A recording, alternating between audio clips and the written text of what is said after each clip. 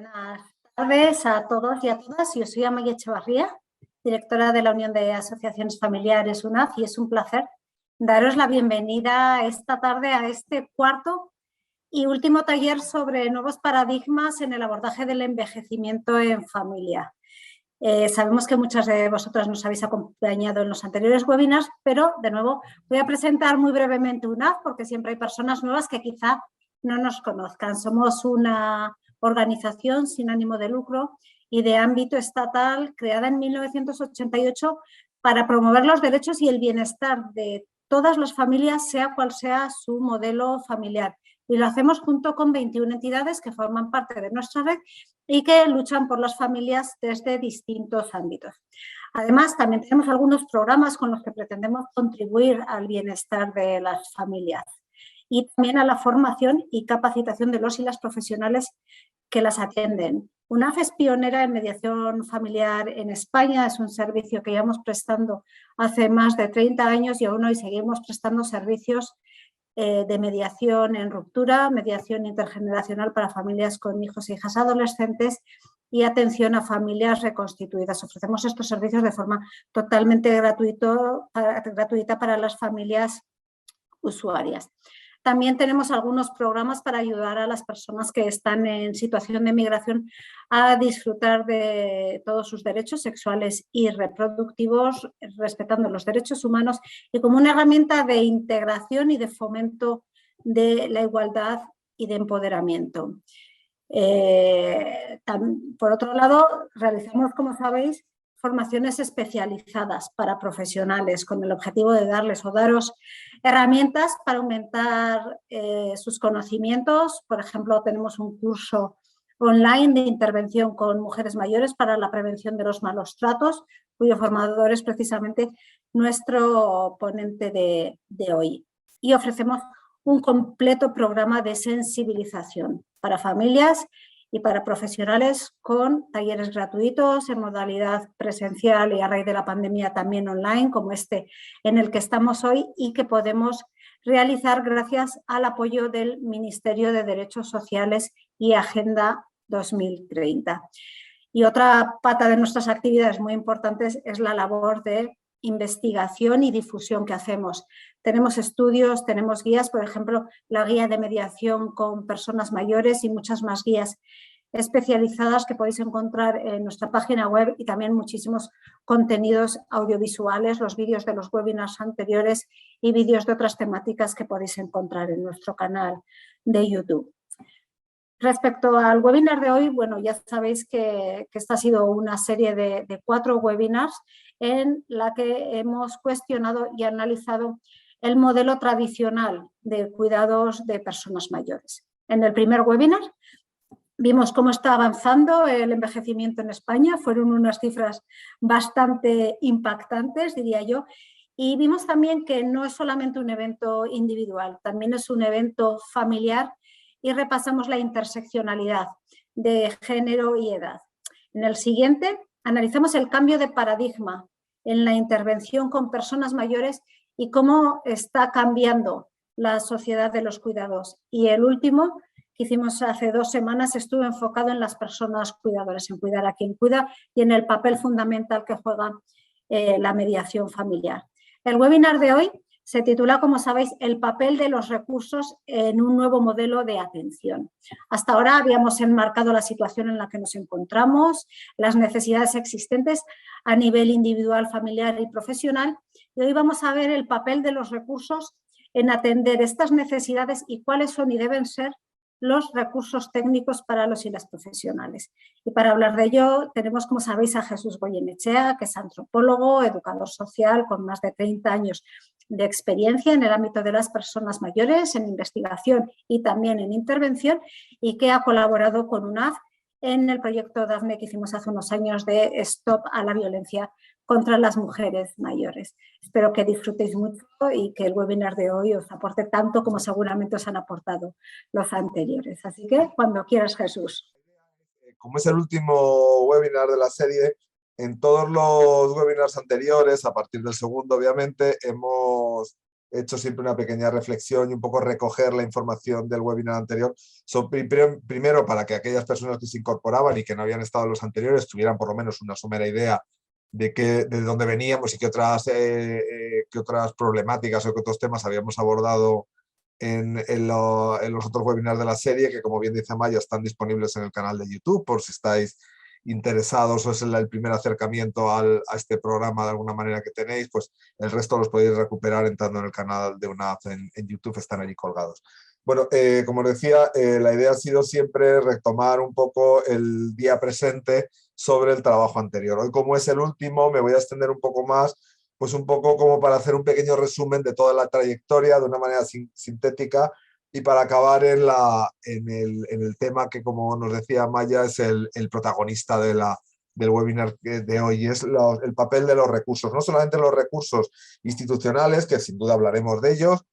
pero sobre todo de los recursos técnicos para los y las profesionales. Llevamos hablando durante un montón de tiempo en estos webinars de las diferencias entre un modelo en el que la atención o la intervención en edad, en temas de edad, se realice de una manera desglosada y disociada de la intervención familiar, y entendemos, y esa es un poco la propuesta de UNAF en este sentido, que visto lo que se nos viene encima en los próximos años, o empezamos a conceptualizar el trabajo con personas mayores como algo que indudablemente además está dentro del trabajo familiar y que forma parte intrínseca de él, igual que el trabajo en la crianza, en la adolescencia o en cualquier otro momento del desarrollo de la vida de un sistema familiar, o vamos a tener serios problemas a la hora de gestionar el envejecimiento, pues, de toda una generación, los famosos baby boomers, entre los que me encuentro, de los que hemos estado hablando mucho en estos webinars, y que nos acercamos al envejecimiento en una posición muy diferente en algunas cosas a la de nuestros padres, y probablemente también con otras diferencias en cuanto a nuestra manera de conceptualizar nuestro propio envejecimiento y algunas necesidades que para nosotros y nosotras son importantes en el desarrollo de nuestro proyecto de vida, ¿no? A lo largo de estos 4 webinars hemos pretendido, pues modestamente, abrir un espacio de debate, que era el objetivo principal cuando nos sentamos a ver un poco qué podíamos hacer en este ámbito para profesionales, entidades y personas interesadas en general, sobre los retos que se plantean a partir de un hecho demográfico que es incuestionable. Y es que nuestra sociedad envejece y además lo hace con mucha rapidez. Quiero decir, no es un fenómeno que lo podamos fiar a muy largo. Estamos hablando de 2050, estamos en 2022. Eso en términos sociológicos es mañana mismo, ¿no? Este hecho, que en principio objetivamente es positivo, porque eso significa que vivimos más años y al menos en una buena parte de ese proceso de envejecimiento vivimos con mayor salud. Esto a priori además nos va a permitir mantener una vida activa de forma autónoma hasta una avanzada edad. Hasta aquí sería un poco como el titular, como dirían los periodistas, ¿no? Porque cuando empezamos a ver un poco la letra pequeña de este enunciado que acabo de hacer,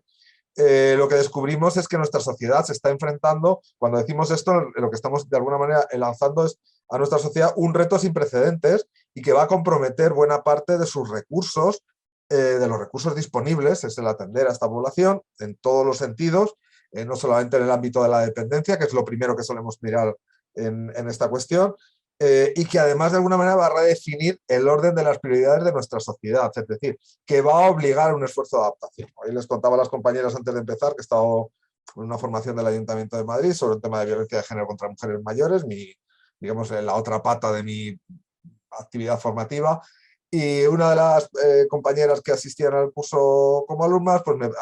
hablando de un tema que no viene al caso, pero que tenía que ver con el cuidado, me decía: ¿tú crees que en el futuro va a cambiar la actitud de los hombres, en el sentido masculino, respecto al cuidado? Digo, pues yo no sé cómo va a evolucionar todo el tema de la construcción del género masculino y ni cuáles van a ser el timing de esa evolución, pero lo que sí te digo es que puramente desde el punto de vista de las cifras, es decir, o aquí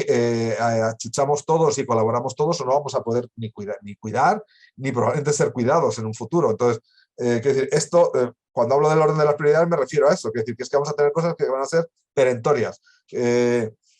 el Estado no va a poder sostener simplemente desde el punto de vista de los recursos estatales o institucionales la avalancha de cuidado y de necesidades de una población mayor que cada vez se va incrementando, mientras que además se está reduciendo la población adulta en edad de cuidar. Es decir, y cuando hablamos de cuidado en términos sociológicos, no solamente hablamos del cuidado de personas mayores, también estamos hablando de la crianza. que es algo muy importante y que de alguna manera compromete también el futuro de una sociedad. Es decir, el que vengan niños para que la sociedad continúe viva, evidentemente. Desde UNAF entendemos que que la piedra angular de nuestra sociedad son las familias conceptualizadas en un sentido amplio, en toda su variedad de formas, las familias que se organizan de diversas formas que han de ser tenidas en cuenta en sus especificidades,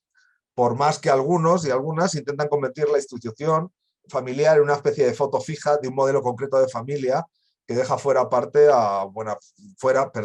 parte de la población. Y lo que no se dan cuenta estas personas es del flaco favor que le están haciendo a la propia institución. Es decir, la familia para sobrevivir se transforma, y precisamente ahora mismo lo que está es un momento de transformación con múltiples formas, con necesidades específicas en cada una de ellas, pero que aseguran el mantenimiento de la familia como institución, que es al final lo que hace que esta sociedad funcione. Es que la familia en ningún momento está en peligro. Lo que está en peligro es un modelo de familia pues muy tradicional y muy anclado en el heteropatriarcado, por decirlo de alguna manera, la familia heterosexual clásica, que evidentemente, aunque sigue existiendo y sigue siendo mayoritaria probablemente, pero no es la única, ni la principal, ni la correcta. Es una de las múltiples formas que la familia,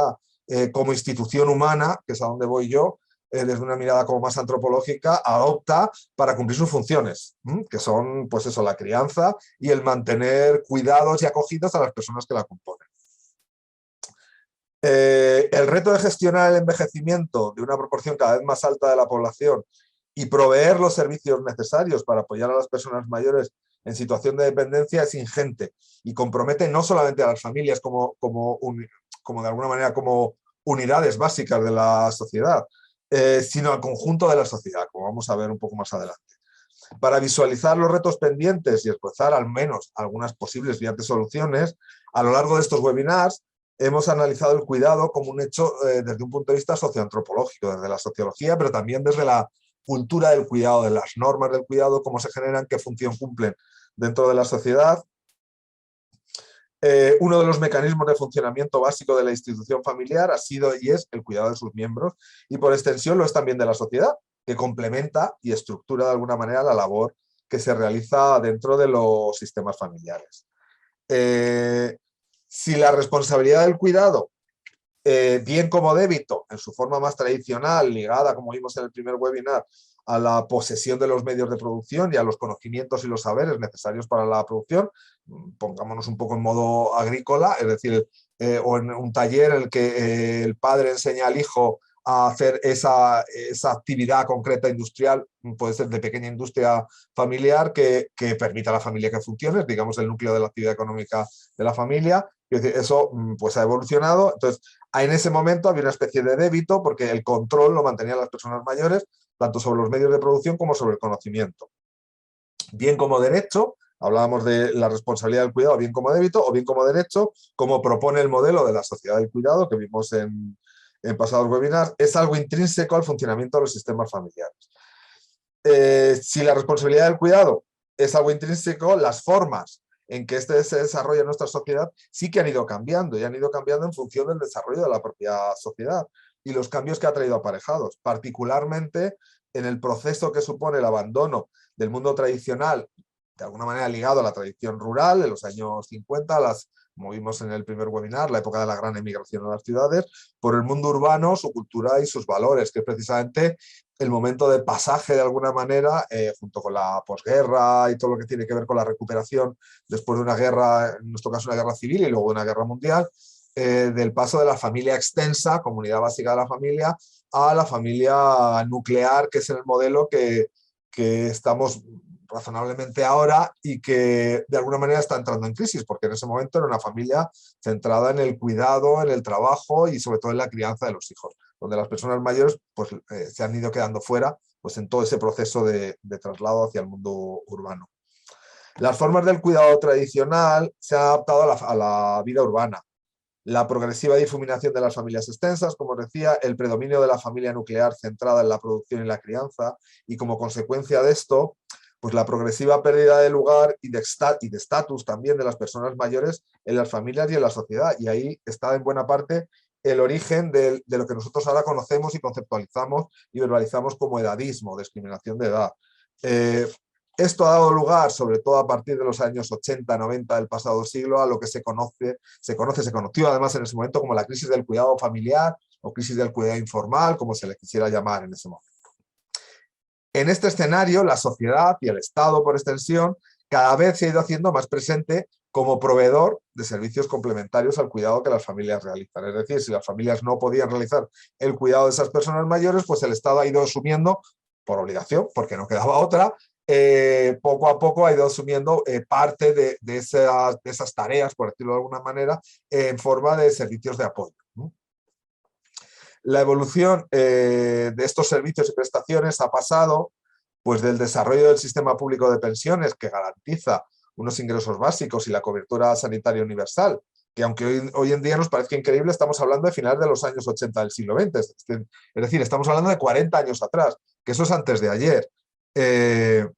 Pues esto, la evolución de estos servicios ha obligado, aparte de primero asegurar las rentas y la cobertura sanitaria, a desarrollar recursos, en primer lugar, para acoger a personas mayores sin recursos. Y ahí me refiero a personales, sobre todo personales y familiares, y estoy hablando del gran modelo de las grandes residencias, del momento de la industrialización de personas mayores que se quedan aisladas en los pueblos, cuyas familias no pueden sostener el cuidado en pisos pequeños con muchos niños, estoy hablando de los años 60, etcétera, etcétera, y entonces las residencias pasan de ese modelo caritativo que veíamos en el primer webinar, que tenía que ver más con la función de órdenes religiosas, los asilos que se llamaban, las casitas de ancianos, en el mejor de los casos, al modelo de las residencias de los años 70, grandes estructuras, con una estructura casi hotelera, predominantemente de servicios hoteleros más que de cuidado, donde alojar a personas que no podían seguir viviendo en su entorno habitual, que era normalmente, perdóname la reiteración, el ámbito rural en el que se habían quedado, mientras que sus hijos se habían trasladado al mundo urbano para desde allí buscar trabajo, en este caso, o buscar un futuro mejor para sus propias familias. Después de eso, el siguiente paso ha sido garantizar la permanencia en el domicilio, que es un poco en las postrimerías del modelo en el que estamos ahora, y actualmente atender a personas mayores en situaciones de gran dependencia que requieren cuidados especializados de larga duración. Es decir, el que, lo voy a decir de una manera un poco grosera, el que las personas mayores hayan tenido dinero para ser autónomos, es decir, tener una pensión, y además una buena asistencia sanitaria ha hecho que vivan más tiempo, que puedan permitirse digamos, servicios vía impuestos y vía del copago para permanecer en su domicilio, que es lo que todos queremos al final, durante todo el tiempo posible, y esa eclosión de personas mayores en la que estamos ya, pues de alguna manera tiene un correlato en el aumento exponencial de la cantidad de personas mayores en situaciones de dependencia grandes que requieren unos cuidados específicos que normalmente no pueden ser dados ni por las familias ni desarrollados en el domicilio en general. Y de ahí pues que la transformación de ese modelo de las residencias de los años 70 a un modelo que tiene que ver mucho más con lo sociosanitario, cargando digamos, el hombro sobre la pata sanitaria más que sobre lo socio, hasta que ha llegado la pandemia de COVID-19 y nos ha demostrado que tampoco era tan sanitario, porque hemos tenido pues, lo que nos ha pasado en las residencias en los últimos 2 años y que de alguna manera ha puesto en solfa y en duda ese modelo que hasta ahora pues parecía un poco, bueno, pues la solución que podíamos permitirnos en el contexto en el que estábamos. Pero la pandemia lo que ha hecho ha sido de alguna manera pues cuestionar ese modelo y en ello estamos. Quiero decir, yo estoy convencido de que estos webinars proceden de alguna manera de la crisis que se ha, digamos, emergido a través de la emergencia sanitaria que tiene que ver con la pandemia. Por otro lado, las personas mayores, en la medida en que se han constituido en ciudadanos natos de la sociedad urbana, es decir, ya no son personas mayores que han nacido en el pueblo, sino personas mayores, imaginad personas mayores de 70 y tantos años ahora, que se han criado en un ámbito urbano,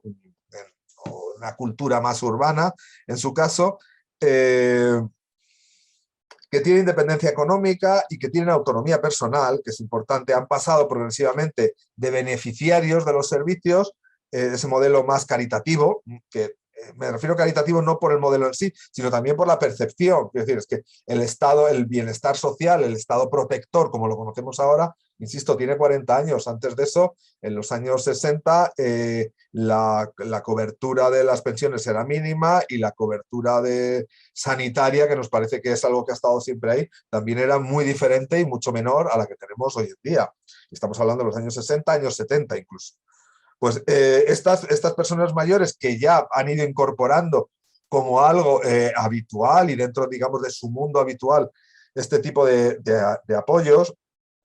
han pasado de beneficiarios de servicios, como os decía, a consumidores de servicios. Es decir, yo consumo esto y me lo pago y por lo tanto como consumidor exijo. Y por tanto se han convertido en objetivo de mercado. Por otro lado, es decir, el mercado ha visto la famosa economía senior, pues, o la economía de plata, que la llaman también. Es decir, hay todo un nicho de mercado y de crecimiento y de riqueza en dar servicios tanto de asistencia personal como de todo tipo, como luego vamos a ver, y cada vez más amplios y más variados, para poder dar salida a todas esas necesidades de personas que por lo menos pueden pagárselas en parte, ¿vale? El mercado, como os decía, provee de todo tipo de servicios, ocio, asistencia personal, salud, eso sí, a quien los pueda pagar, porque por eso es el mercado. En nuestro segundo webinar hicimos un recorrido por las diversas formas en que tanto la provisión pública de servicios y de cuidados apoyos como la privada han intentado cubrir las demandas y necesidades de individuos y de las familias. En este punto es importante recalcar de nuevo cómo el cuidado forma parte del ADN del funcionamiento de los sistemas familiares y que estos, que por naturaleza son resistentes a los cambios, y es un mecanismo de defensa ante la incertidumbre que se vislumbra fuera de la costumbre, por decirlo de alguna manera, siempre evolucionan de forma más lenta que el entorno socioeconómico. No tener en cuenta esta cuestión, es decir, la especificidad del funcionamiento de los sistemas familiares y las expresiones ideológicas y simbólicas que tienen que ver con el cuidado, ha dificultado el desarrollo de muchas políticas de apoyo, sobre el papel útiles y necesarias.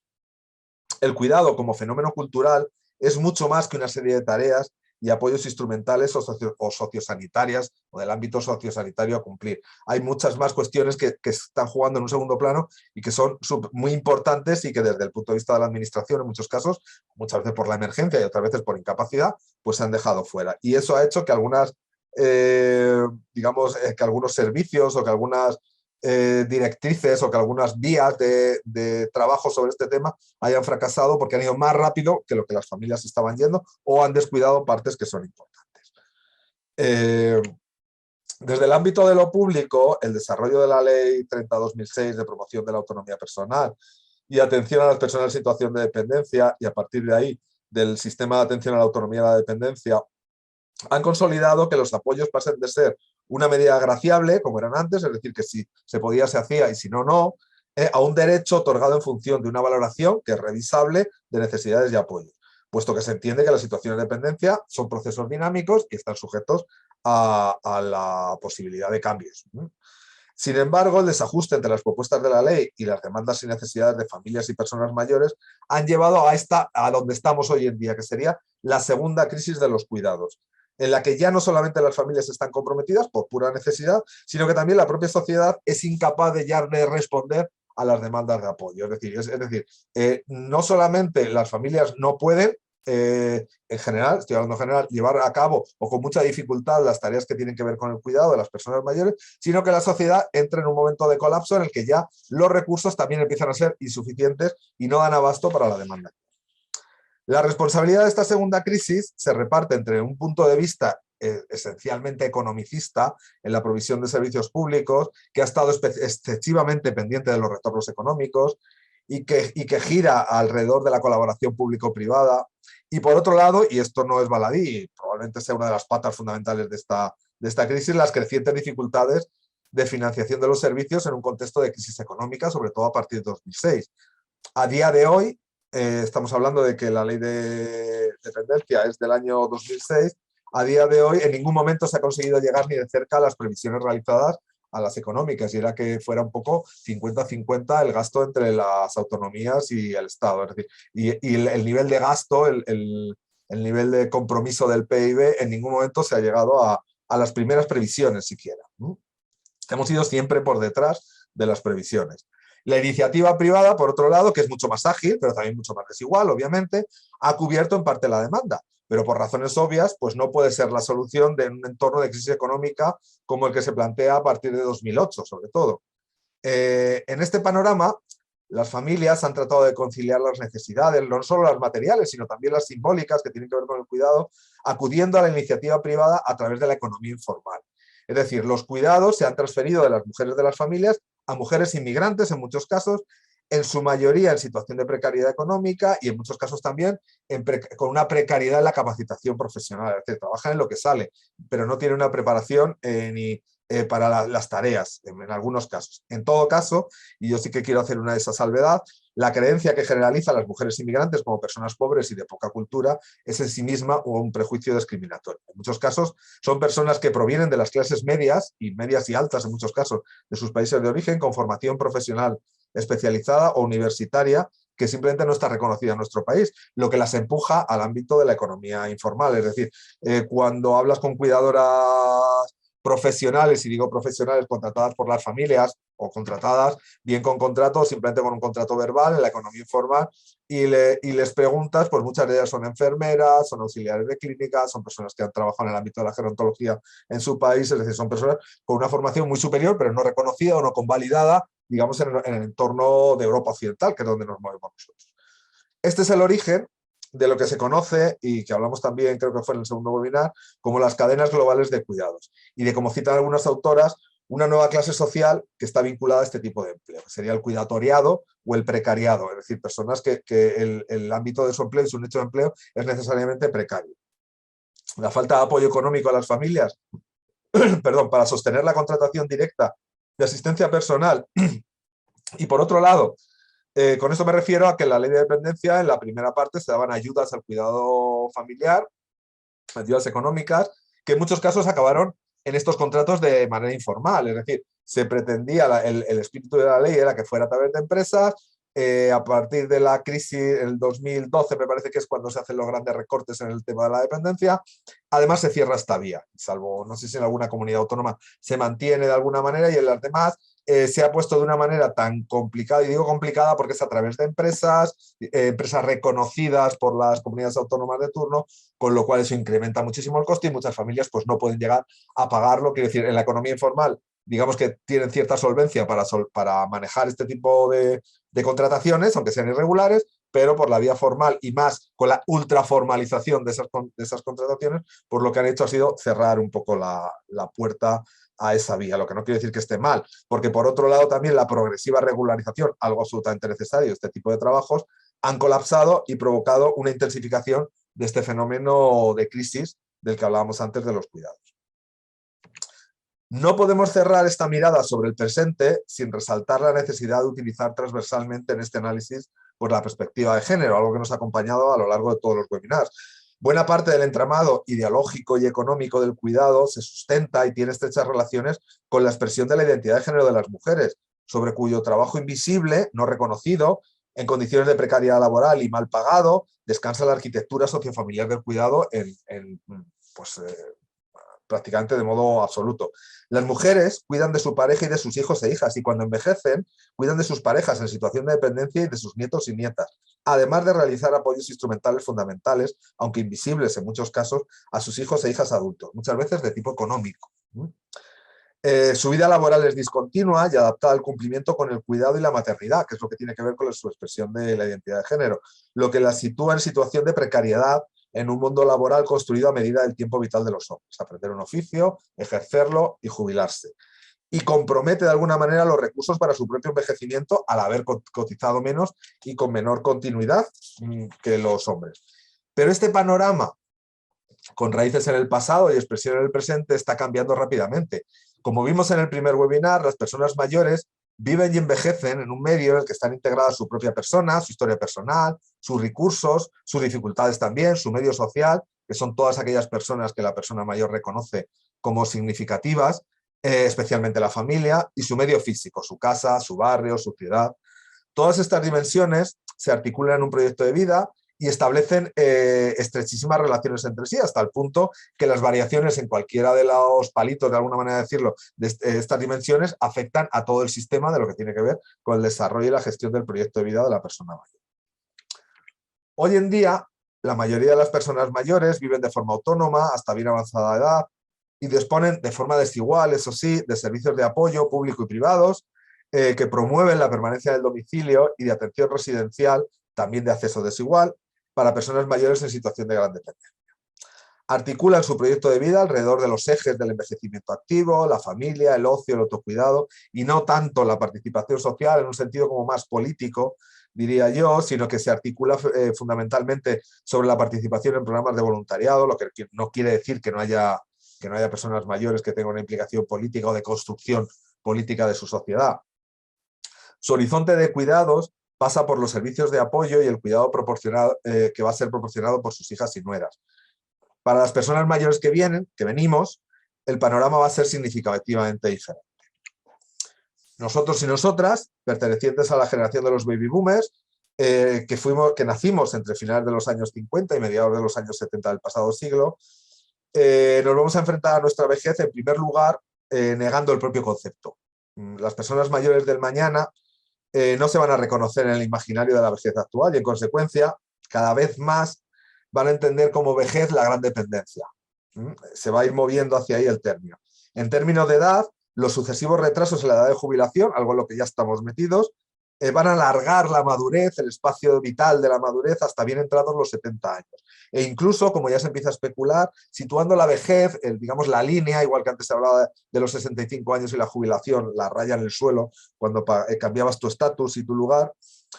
a partir de la entrada en situaciones de gran dependencia que impliquen una significativa pérdida de independencia y autonomía. Esto es evidentemente, ciertamente especulativo, pero las tendencias apuntan hacia ahí, y lo que sí que es cierto es que hay muchas personas pues de mi edad, de 50 y tantos, de 60 años, que ya no se reconocen en el espejo de sus padres y que la palabra viejos, incluso mayores, les resulta ajena, porque ellos no se ven en ese lugar. Y lo que hacemos sociológicamente en la sociedad, la sociedad lo que hacemos es irnos adaptando a nuestra propia realidad. Entonces, es muy probable que poco a poco el término se vaya modificando. Ha habido, digamos, en la época industrial, en los años 30, desde las posguerras, por decirlo así de manera general, hasta la segunda crisis, esta segunda crisis que hemos tenido en los años 2000, pues en el que de alguna manera el trabajo estandarizado, lo del trabajo para toda la vida en una empresa, jubilarte con 65 años después de 40 años de trabajo, eso de alguna manera ha saltado por los aires. Estamos en otro escenario, en la vida laboral de las personas, tanto de hombres como de mujeres, con las particularidades de cada uno en función de su expresión de género, y todo eso va a cambiar, y eso está modificando, y va a modificar, de hecho, la idea de vejez, y probablemente la palabra madurez, senior, todas estas palabras los vamos a ir cada vez oyendo más y van a ir entrando más en el imaginario sobre el envejecimiento, sobre nuestro envejecimiento. Por otra parte, afectados por la precariedad económica de las sucesivas crisis en las que hemos estado viviendo, es muy posible que la llegada a la vejez de los baby boomers en general sea mucho más vulnerable en términos económicos que la de sus propios padres. Es decir, nosotros probablemente tengamos unas pensiones menores proporcionalmente a las que han tenido nuestros padres y con un menor poder adquisitivo y una mayor precariedad económica. Y en muchos casos sin el seguro económico que supone la vivienda en propiedad. Estábamos hablando antes con las compañeras de UNAV antes de empezar, es decir, puede que haya una parte de los baby boomers que sí que tengan vivienda en propiedad, pero probablemente va a haber otra parte, y más en el futuro, en que igual la vivienda en propiedad se vuelve a convertir en una quimera, que ahora mismo es como el gran depósito bancario de las personas mayores. Sobre todo de las personas mayores, no tanto de las de 80 y tantos estaríamos hablando, que la mayoría de ellas no conciben el gasto, hablo en términos generales, es decir, para las que el ahorro, el pasar los recursos económicos a la siguiente generación es algo prioritario dentro de su proyecto de vida, pero sí que para muchas personas mayores de 70 y tantos tienen claro que cuando llegue el momento van a disponer del único bien que tienen, muchos de ellos, o el bien más valioso, que es su propio domicilio, para gestionar el pago de los servicios que, aunque les gustaría que se los dieran sus hijos e hijas, particularmente las hijas, saben que va a ser muy complicado. Entonces saben que esos servicios de apoyo va a haber que pagarlos y ellos ya conciben que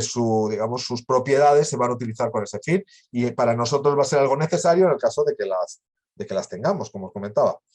El proyecto de vida de las personas, bueno, por otra parte, además, los modelos de familia de las personas pertenecientes al baby boomer son mucho más complejos que los de sus padres y madres, lo que lógicamente influirá en las formas en que se llevará a cabo la responsabilidad del cuidado. Imaginaros todos los modelos familiares con las familias reconstituidas, con abuelos, abuelos de la segunda pareja, hijos de varias parejas, en las familias monoparentales. Quiero decir, ahí hay una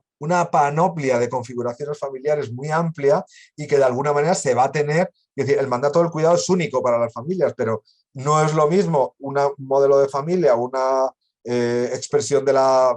forma de la familia que otra diferente. Entonces, cada una se van a tener que haber, digamos que de alguna manera se va a agudizar el ingenio y se va a desplegar mucha creatividad para cumplir con el mandato que ese sí que es. Ese mandato sí que lo tenemos. El proyecto de vida de las personas mayores que venimos, aunque sin duda va a tener puntos en común, obviamente, en lo básico con el de nuestros propios padres, va a pasar por un mayor empoderamiento personal y como grupo, y por la voluntad de decidir sobre nuestro futuro y sobre el empleo de nuestros recursos económicos y patrimoniales para nuestro bienestar, entendido en un sentido muy amplio. Y además cuestiones como el testamento vital, la eutanasia, van a entrar de forma decidida en el debate público. Es decir, hay muchísimas cosas que se están moviendo ahí sobre qué supone ser mayor, pero no de cualquier manera, envejecer, la dependencia. Yo quiero estar aquí para tener una dependencia de este tipo. Todas estas cosas quiero dejar por escrito cómo quiero que se me trate o cómo no quiero que se me trate en su momento. Todas esas cosas cada vez más van a estar sobre la mesa porque nosotros estamos acostumbrados por educación y por el mundo en el que vivimos a poner en juego todos esos recursos y a poder utilizarlos. En cualquier caso, porque no sabemos dónde nos va a llevar esto, pero sí que son elementos que de alguna manera están flotando en este magma y es un poco también la pertinencia del debate sobre estas cosas. Es previsible que la previsión de necesidades y servicios para las personas mayores del futuro necesiten, y eso sí, cada vez más, el diálogo y los pactos intergeneracionales de familias, en muchos casos extensas, de nuevo, y complejas. Para las personas mayores del mañana, el cuidado hoy de nuestros padres y madres está resultando muy complejo y está siendo fuente de intensos conflictos personales y familiares. Por un lado, a la falta de recursos públicos y a las dificultades de costear los privados, se unen las dificultades de conciliación del propio proyecto de vida, más aún en el caso de las mujeres, donde en razón de la desigualdad en el ejercicio del cuidado se ven comprometidas a algunas de las expresiones básicas de su identidad de género, y la gestión de las familias propias, para las que en la mayoría de los casos es necesaria la actividad laboral de los dos miembros de la pareja y el tiempo disponible se reparte de forma no igualitaria entre la crianza y el ocio. Y cuando digo no igualitaria me refiero en que en la crianza están mucho más presentes las mujeres que estamos los hombres, en la mayoría de los casos. En el caso de otros modelos de familias, como los monoparentales, las dificultades son aún mayores por la falta de reconocimiento de la diversidad familiar. Me refiero a nivel institucional, en cuanto a los apoyos, la gestión de las ayudas, etcétera, etcétera. Como veíamos en el último webinar, es necesario apoyar a las personas mayores y a las familias ahora y más aún en el futuro.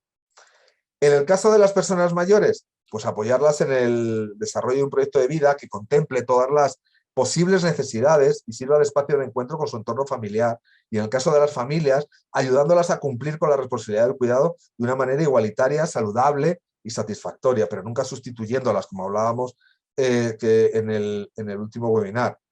Resumiendo en una frase, integrar el cuidado en el proyecto de vida de las personas que cuidan y de las personas que son y serán sujetos de cuidado y apoyo. Es decir, el cuidado y las formas del cuidado van a pasar de ser un mandato a un espacio de negociación familiar. Es decir, cómo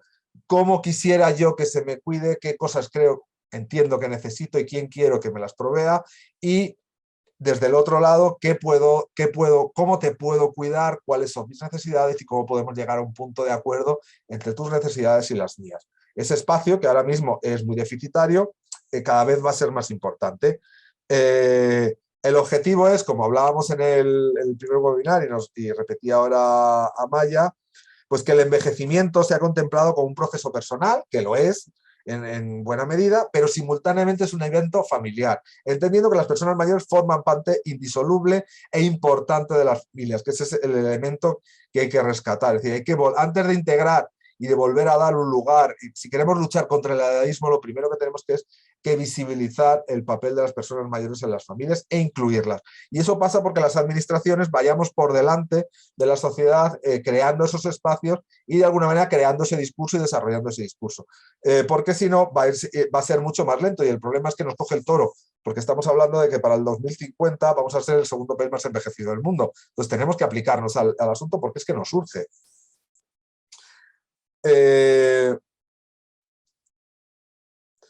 Desde el ámbito institucional, la respuesta al reto del futuro se ha articulado a través del modelo de la sociedad de los cuidados. Hay muchos modelos más, pero desde aquí creíamos que era importante hablar de este, que pretende reivindicar el cuidado como una de las piedras angulares del funcionamiento de la sociedad. El objetivo es que el compromiso y las tareas del cuidado se repartan de forma igualitaria entre todos y todas, de forma intergeneracional, es decir, el cuidado de las personas mayores de la familia, como algo que compromete al sistema familiar por completo, con diversos niveles de tareas, con diversos niveles de compromiso, pero que es algo de todos, de mayores, de pequeños y de medianos. Igual que el cuidado de los niños, que lo tenemos como mucho más incorporado, que eso es así, pues que el cuidado de las personas mayores y el cuidado en general, porque es de lo que habla la sociedad de los cuidados, o esa teoría, se incorpore como algo necesario para el funcionamiento de la sociedad y se reivindique como no un espacio marginal, sino como un espacio angular para el funcionamiento del desarrollo de la sociedad.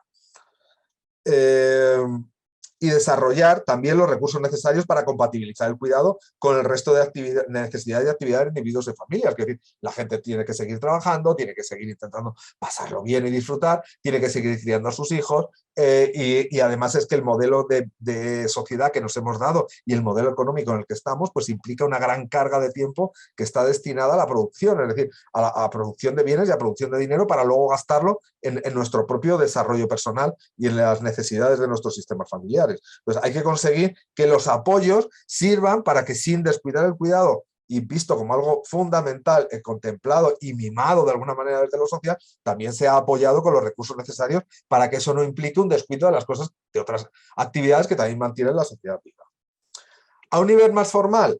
pues el desarrollo de la Agenda 2030, del que hablaba Amaya antes, y de los 17 Objetivos de Desarrollo Sostenible suponen, desde el nivel más gubernamental, de alguna manera, el compromiso con el cambio de paradigma que posibilite la sostenibilidad del sistema de cuidados. Es decir, la sociedad del cuidado, si no es sostenible socialmente y desde la gobernanza, por decirlo de alguna manera, es imposible llevarlo a cabo. No se puede contar solo con la buena voluntad de personas, profesionales y familias. La estructura del Estado también tiene que responder a eso. Y ese cambio de paradigma también va a redefinir de alguna manera qué es lo que consideramos prioritario y lo que no. Y nos va a obligar a hacer renuncias, obviamente.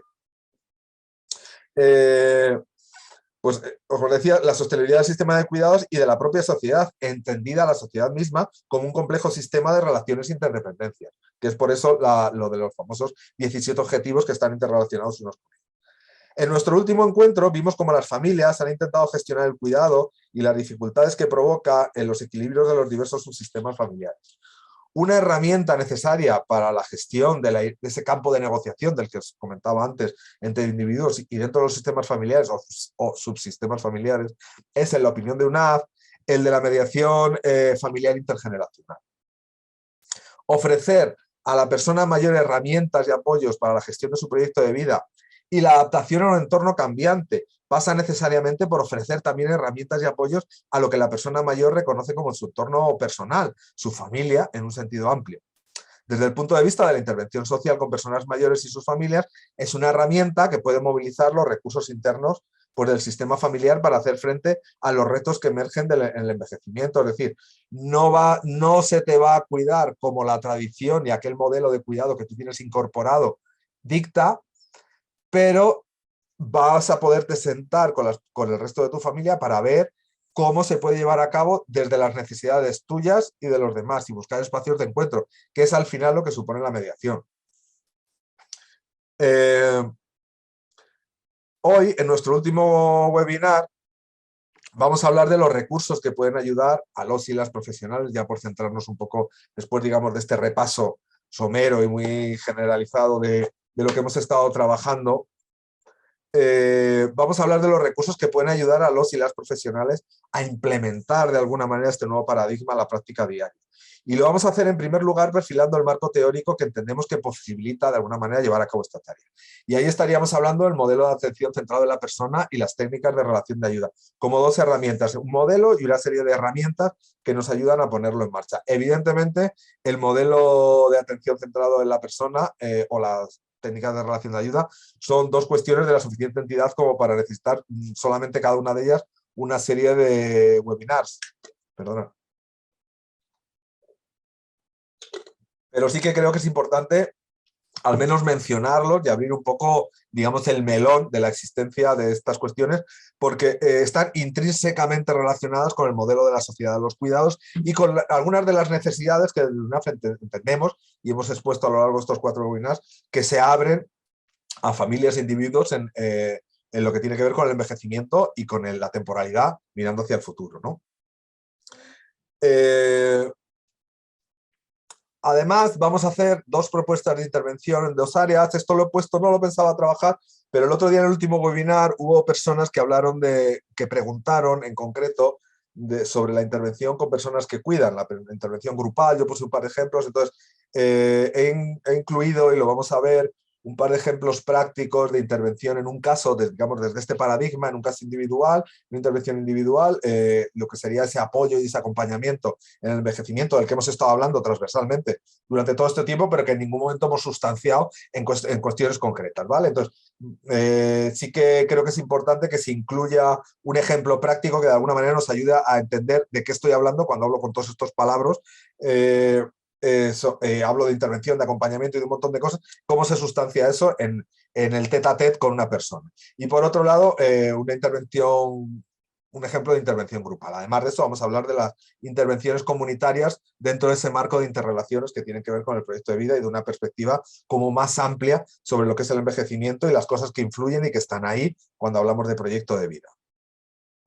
Vamos a empezar con el modelo de atención en la persona. El modelo de atención centrado en la persona supone trasladar los paradigmas de la psicología humanista de Carl Rogers, estamos hablando de los 60, la psicología humanista, a la atención gerontológica. Se comienza a desarrollar en los años 80 del pasado siglo en Europa y en España lleva a cabo en los 90. El paradigma del desarrollo de este modelo en nuestro país es la Fundación Pilares y luego el Instituto Matías, INGES,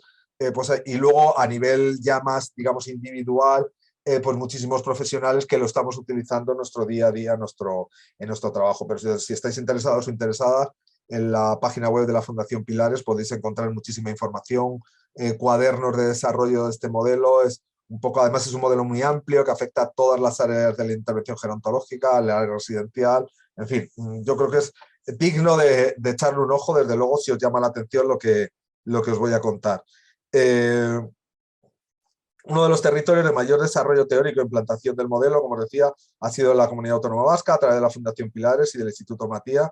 con la puesta en marcha del proyecto pionero Etxean Ondo en 2011, que tenía que ver con la atención en centros de día y la atención residencial. El modelo de atención centrada en la persona se caracteriza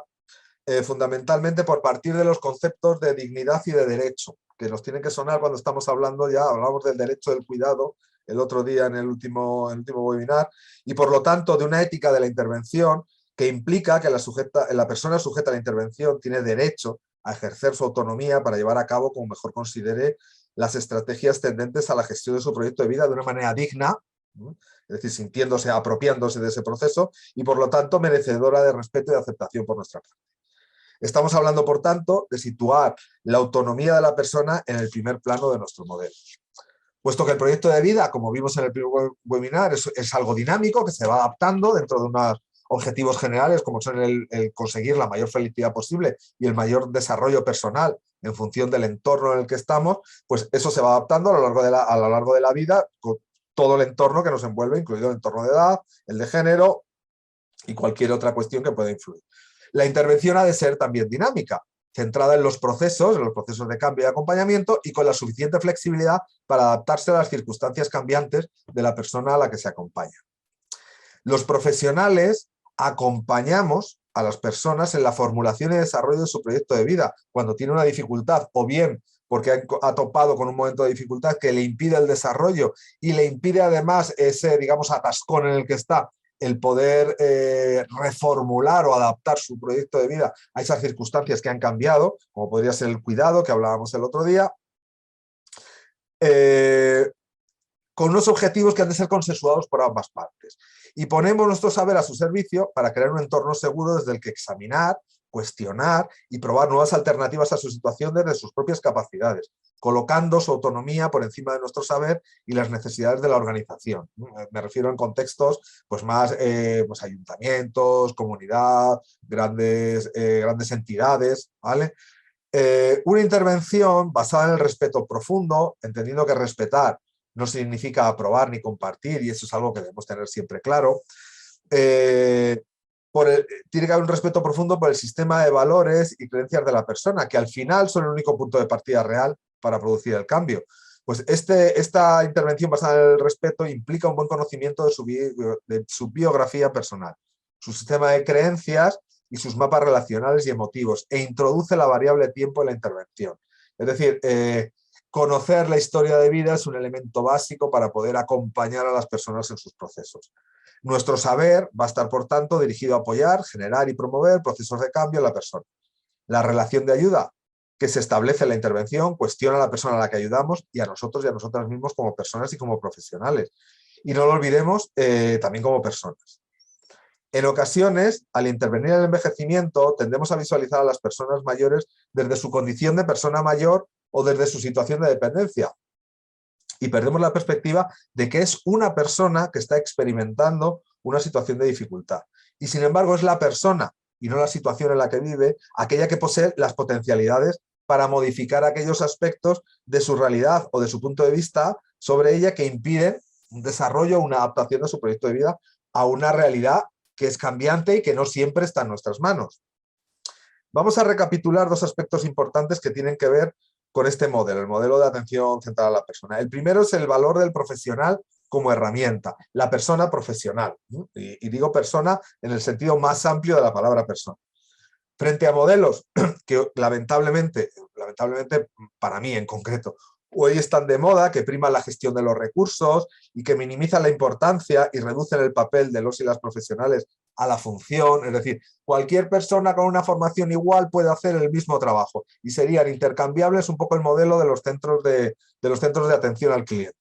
que tan contentos nos ponen cuando llamamos a las compañías telefónicas. Pues de alguna manera estamos entrando en un modelo de absoluta funcionalidad. A las personas no importa, lo que importa es la función, y cualquier persona formada en esa función puede efectuarla con el mismo nivel de satisfacción para la persona usuaria o cliente, como le queramos llamar.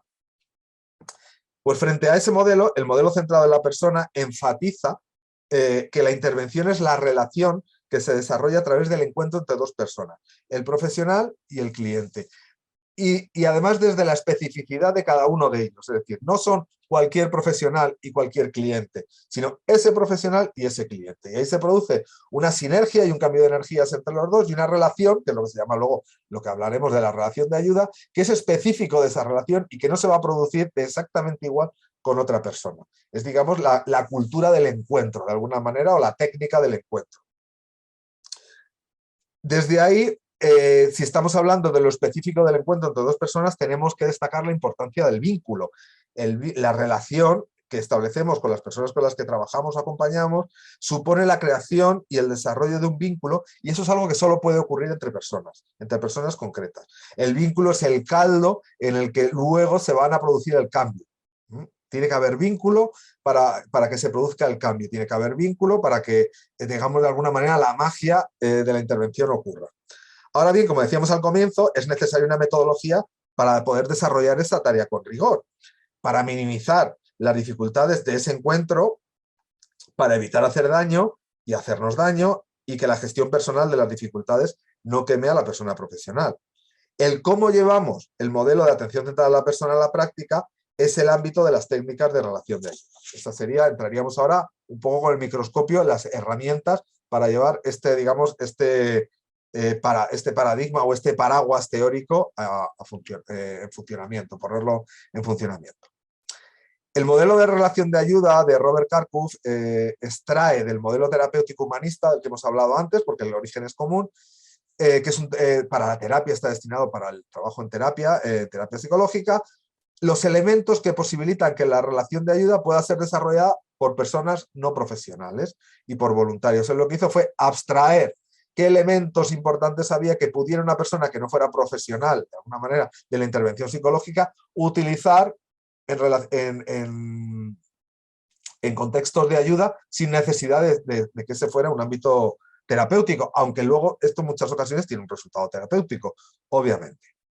La relación de ayuda es una compleja metodología del encuentro en la intervención, que es lo que os comentaba antes, mucho más allá de las simplificaciones al uso sobre la necesidad de empatía y la escucha activa. Es verdad que la palabra empatía y escucha activa es algo que se repite constantemente y cualquier persona que tenga cierta formación en el ámbito de lo social lo habrá leído en 50.000 manuales. Pero es que, lamentablemente, cuando estás repasando los manuales, en muchas ocasiones a explicar concretamente cómo funcionan esas dos palabras, se dedica, pues a lo mejor una hoja y media en un manual de 300 hojas. Es decir, tienes que actuar con empatía. Ya, bueno, ¿y eso qué es? ¿Y cómo lo hago? ¿Qué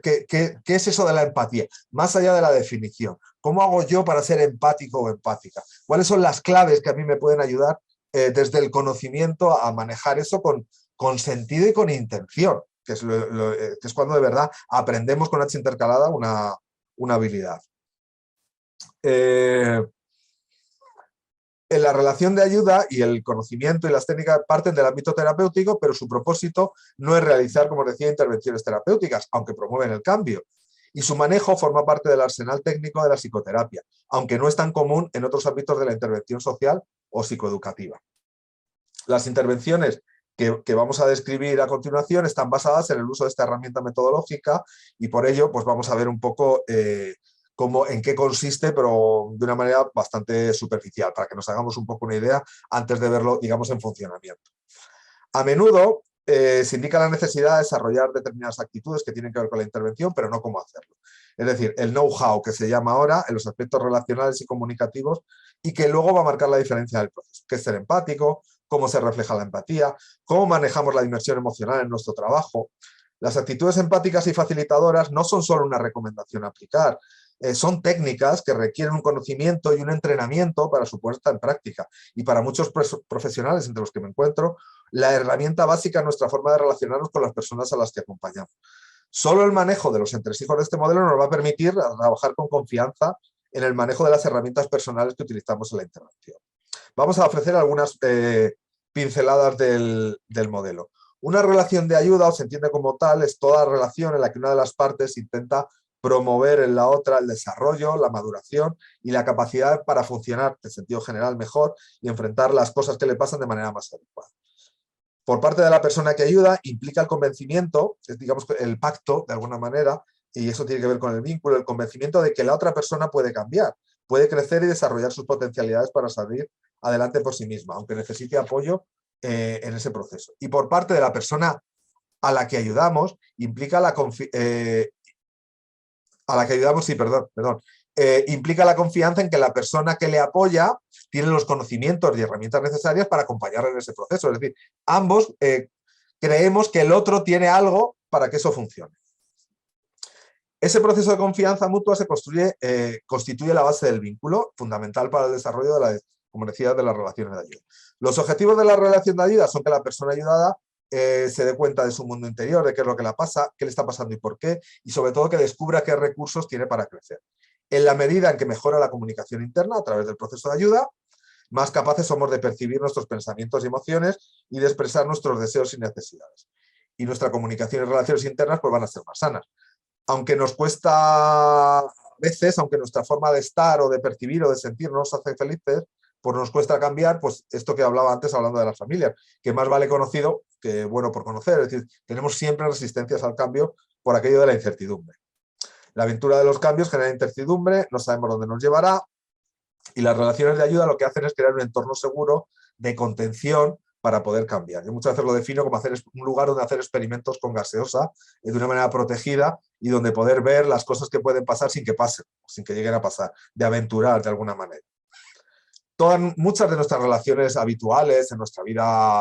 nuestra vida diaria, pueden ser de ayuda en un determinado momento. Sin embargo, para ejercerla con rigor y evitar hacer y hacernos daños, es necesario conocer, elegir, que eso es importante, interiorizar la metodología y los principios teóricos y prácticos de la relación de ayuda. No vale solamente las buenas intenciones, el buenismo. La persona que ayuda también debe hacer un proceso personal de aprendizaje en estas técnicas. No se trata tanto de ayudar en el sentido de dar soluciones, sino de crear relaciones en las que el otro se ayude a sí mismo, a sí misma, y es una manera de ahí el sentido de acompañamiento, acompañar en un proceso de redescubrimiento y de exploración. La relación de ayuda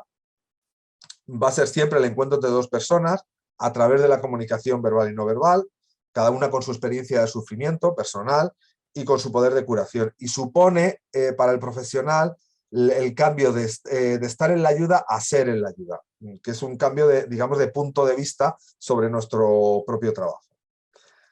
En los procesos de relación de ayuda, la persona que ayuda ha de contemplar 3 dimensiones fundamentales. La persona a la que ayuda, la persona que se ayuda y el contexto de la relación entre ambas personas. Eso siempre hay que tenerlo en cuenta.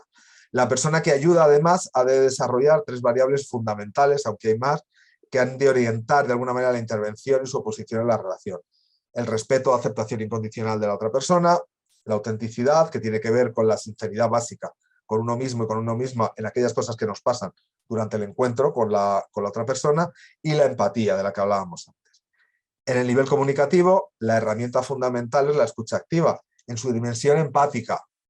acoger y decodificar la dimensión emocional en la experiencia de la otra persona. Es decir, poder acoger y escuchar las emociones de otro y devolvérselos, reflejárselos, eso es la base real de la empatía y de la comunicación empática, y esa es la base real y uno de los conceptos fundamentales que tienen que ver con la escucha activa. Escuchar las emociones y reflejarlas es una actitud y una herramienta básica para el desarrollo de la empatía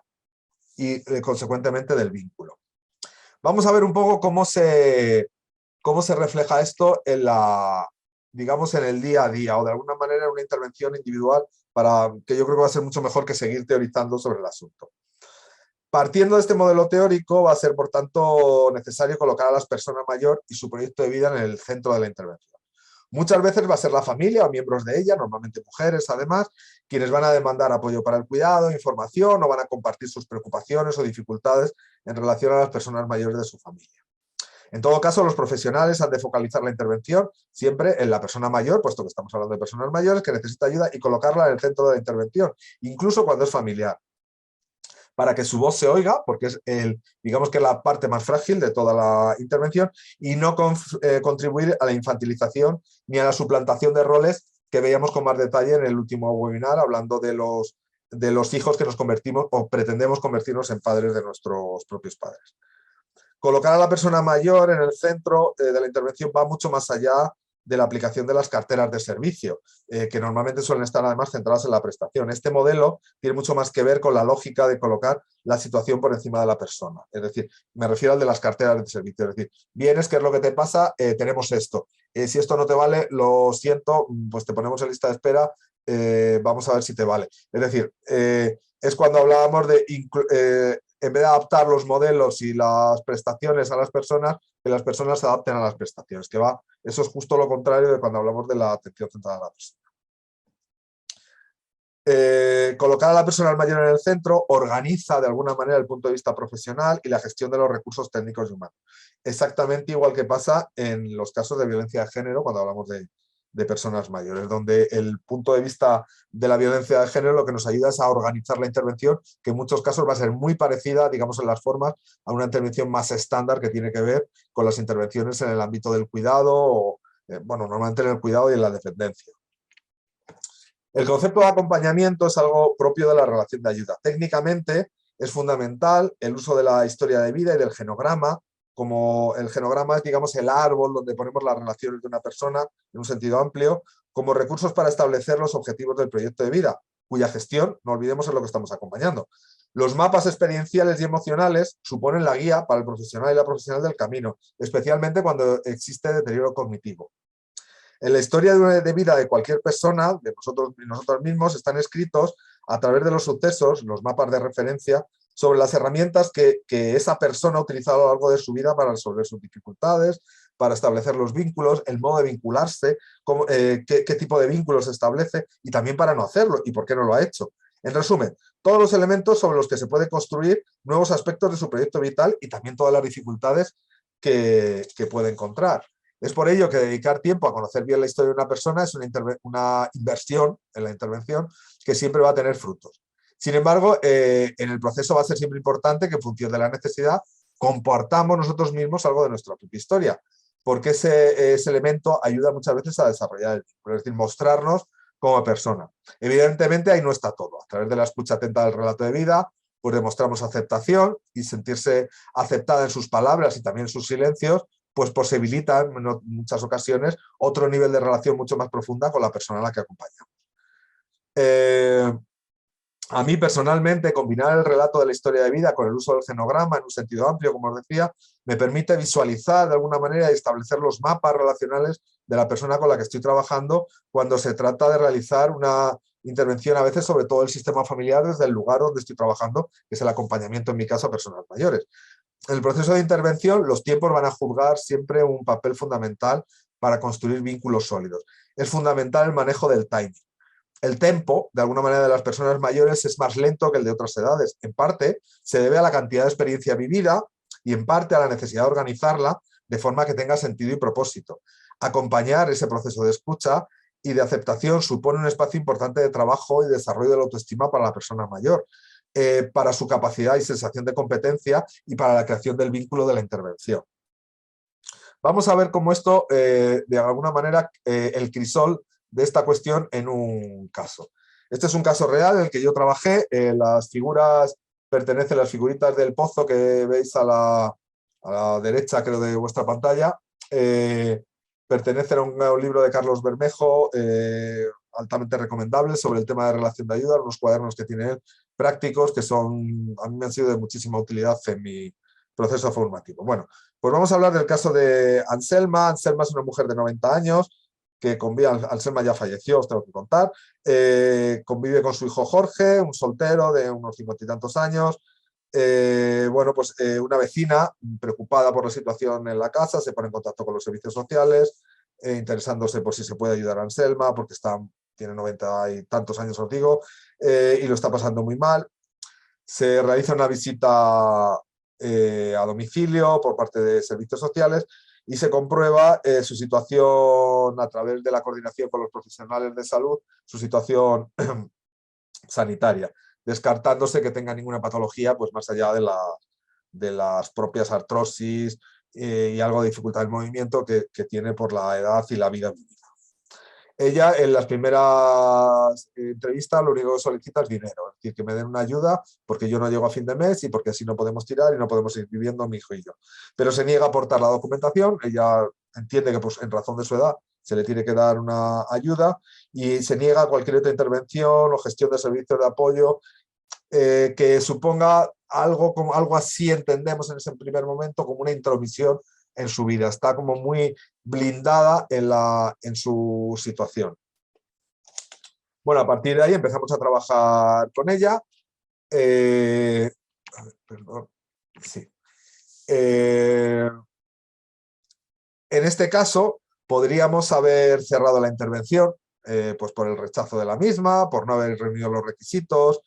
Sin embargo, pues intuíamos de que había algo más ahí y que había una puerta que se podía llegar a abrir, pues siguiendo de alguna manera, pues picando en esa relación que habíamos establecido de mínimos con Anselma. Conseguido, digamos, un acuerdo de mínimos para realizar un camino juntos y evitar que se volviesen a esa situación, se puso una ayuda a domicilio y ese camino de mínimos, el que vamos a realizar con ellos, a partir de aquí se llama relación de ayuda, ¿vale? La relación de ayuda, aquí os explico brevemente en qué consiste, es exactamente lo que os acabo de decir, la relación que se establece entre dos personas, una conformación específica y otra situación de crisis y el ayuda que pide ayuda o necesita ayuda para explorar sus dificultades. La propia relación va a ser lo que de alguna manera posibilita el cambio. Partimos del convencimiento de que la persona a la que ayudamos tiene la capacidad de cambiar y de que puede, y nuestra tarea va a ser acompañarla, ¿vale? Y de ahí la importancia del vínculo y la empatía, el desarrollo de la empatía.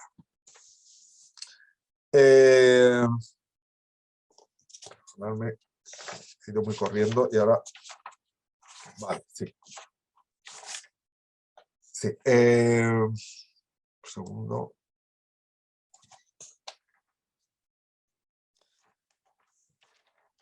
A ver, la relación de... Sí, a través de las relaciones, que tengo un poco descortadas las hojas, perdonadme. A través de esta relación, pues empezamos a trabajar con Anselma y Jorge y se creó un espacio seguro, de alguna manera, en el que ellas empezaron a abrirse mínimamente y donde pudieron explorar cuáles eran sus dificultades, cómo habían llegado hasta ese punto, cómo poner en marcha sus recursos personales que les permitieran seguir desarrollando su vida del modo más saludable posible. Construir un vínculo con Anselma pues supuso realizar visitas semanales durante meses, hablar sobre su vida y la mía, conocernos. En muchas ocasiones contener su enfado y su rabia, sostener sus huidas, porque periódicamente desaparecía de la intervención, y siempre dejar las puertas abiertas para seguir avanzando juntos. En todo este tiempo supe que Anselma, como muchas mujeres de su edad, era una superviviente de una guerra, de una posguerra durísima, que le hicieron salir bien pronto de su casa para buscarse la vida, y que tras la muerte de su esposo, ella y Jorge habían sobrevivido con una exigua pensión, alquilando habitaciones, y poco a poco vendieron su patrimonio hasta agotarlo. Pero también apareció otra Anselma, que no tenía nada que ver con, digamos, esa situación de dificultad, pero que también estaba ahí y era un motor. Y era una Anselma coqueta y seductora, deseosa de agradar, con mucha capacidad de manejar las situaciones y a las personas para salirse con la suya. Yo siempre cuento que en uno de los cambios de trabajadora social en lo largo del caso, porque fue un caso que se extendió durante bastantes años, yo llegué con la compañera a la casa, yo era un poco el nexo, y bueno, pues Anselma, mira, esta es fulanita, va a ser tu nueva trabajadora social. Y Anselma, que estaba sentada en su sillón, Anselma medía unos 50, estaba siempre con unas mañanitas negras sentada en su sillón, la miró y dijo, ¿qué sonrisa tan bonita tienes? En ese momento se la metió en el bolsillo. Esas eran las habilidades que tenía Anselma para manejar y que había utilizado durante toda su vida. Y en eso, que aparentemente es una anécdota, está una de las herramientas fundamentales con las que Anselma se ganaba a la gente. Entonces, se trataba de ir recopilando desde la experiencia de mi relación con ella todas esas herramientas que hacían también una persona fuerte y resiliente a Anselma en las dificultades de su propia vida, porque ahí estaba el motor en el que Anselma salía de sus dificultades. Una persona pues deseosa de agradar, con mucha capacidad de salirse con la suya, como decía, con sentido del humor y llena de recursos de supervivencia que había recopilado a lo largo de toda una vida. Había otra Anselma más también, una con dificultades de movilidad, quemada, que no tenía recursos ni fuerzas para seguir luchando por ella y por su hijo, y que sentía como poco a poco se le iba escapando el tren de la vida, y que se preocupaba por su futuro y sobre todo por su hijo, por el de su hijo. Sobre el hijo, siempre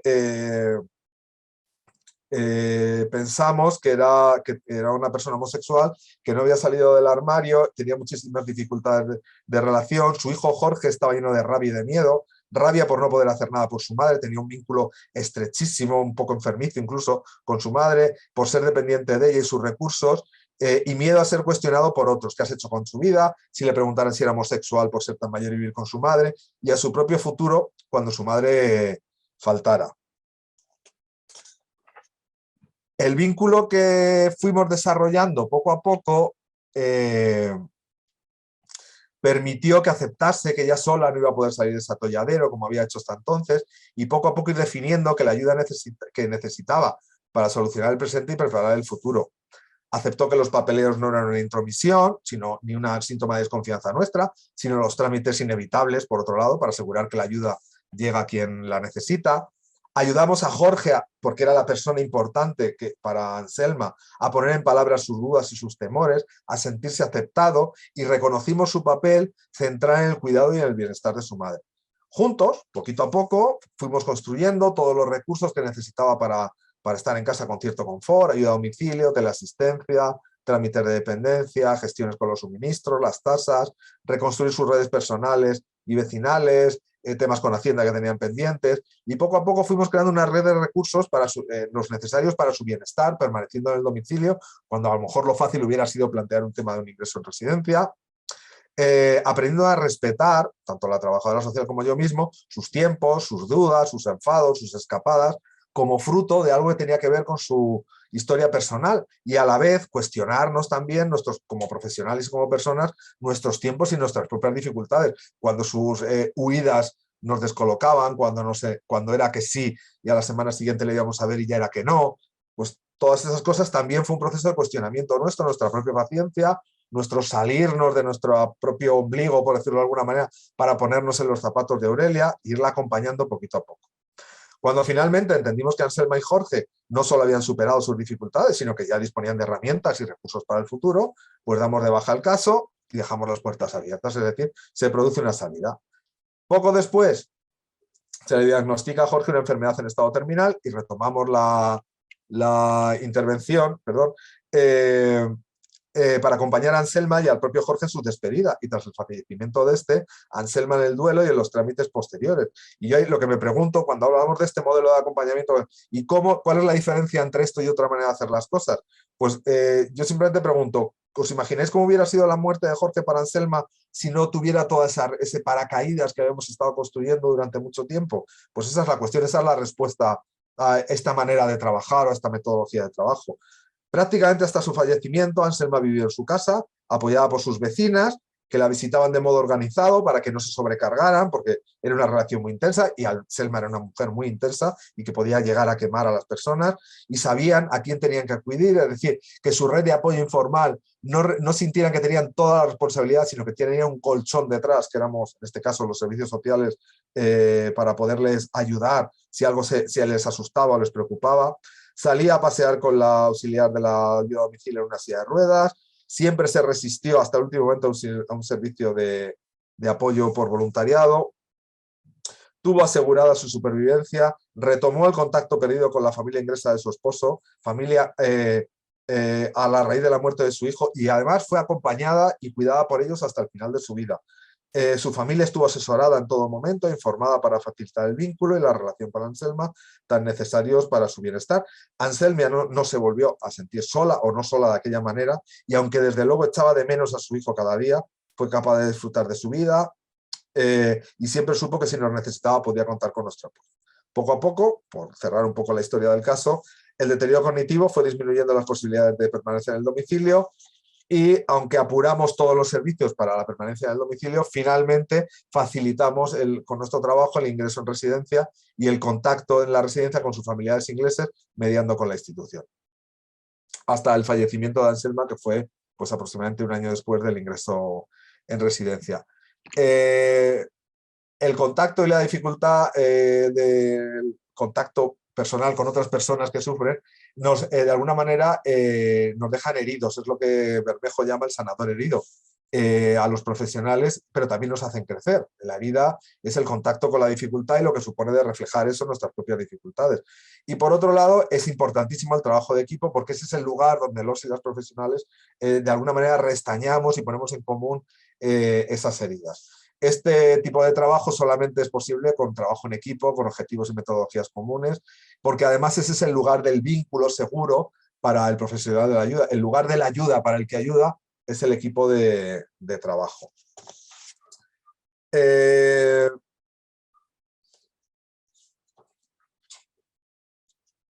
Es importante también, vamos a ver ahora, porque ya me empieza a chuchar un poco el tiempo y quisiera hablar un poco también del tema comunitario, vamos a hablar de otra puesta, digamos, en funcionamiento de este modelo desde lo grupal. Y estaríamos hablando de la intervención grupal con personas que cuidan. Durante muchísimos años, pues desde el año 98 prácticamente hasta la actualidad, he estado haciendo, salvo en el tiempo de pandemia, trabajando grupalmente con personas que cuidan en grupos en el lugar donde desarrollo mi actividad laboral habitual.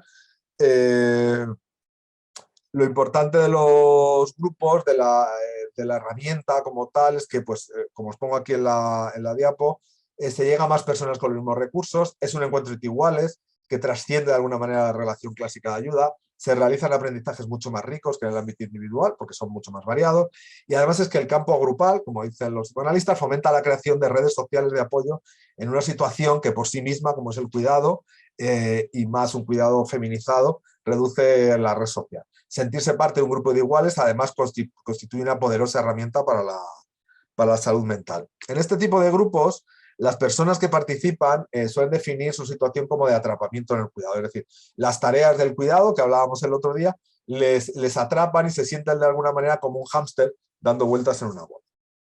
La relación, los aspectos más relacionales, además, invaden todo su espacio y les agotan la energía. A menudo se sienten solos y solas, deprimidos, enfadadas, tristes, y sienten que su entorno no acoge sus dificultades. El objetivo de este tipo de trabajo grupal es que a través del trabajo de grupo descubran qué les hace sentir así y qué herramientas tienen para mejorar su situación. Este tipo de trabajo yo entiendo que hoy y ya en el futuro va a ser fundamental y que es una clave, y por eso el exponerlo hoy en el webinar. El trabajo en concreto que os expongo es un trabajo en un grupo psicoeducativo que está organizado a través de aprendizajes guiados por los facilitadores, las personas que llevan el grupo. En mi caso es una trabajadora social y yo mismo. Y las dinámicas de grupo es la principal herramienta que utilizamos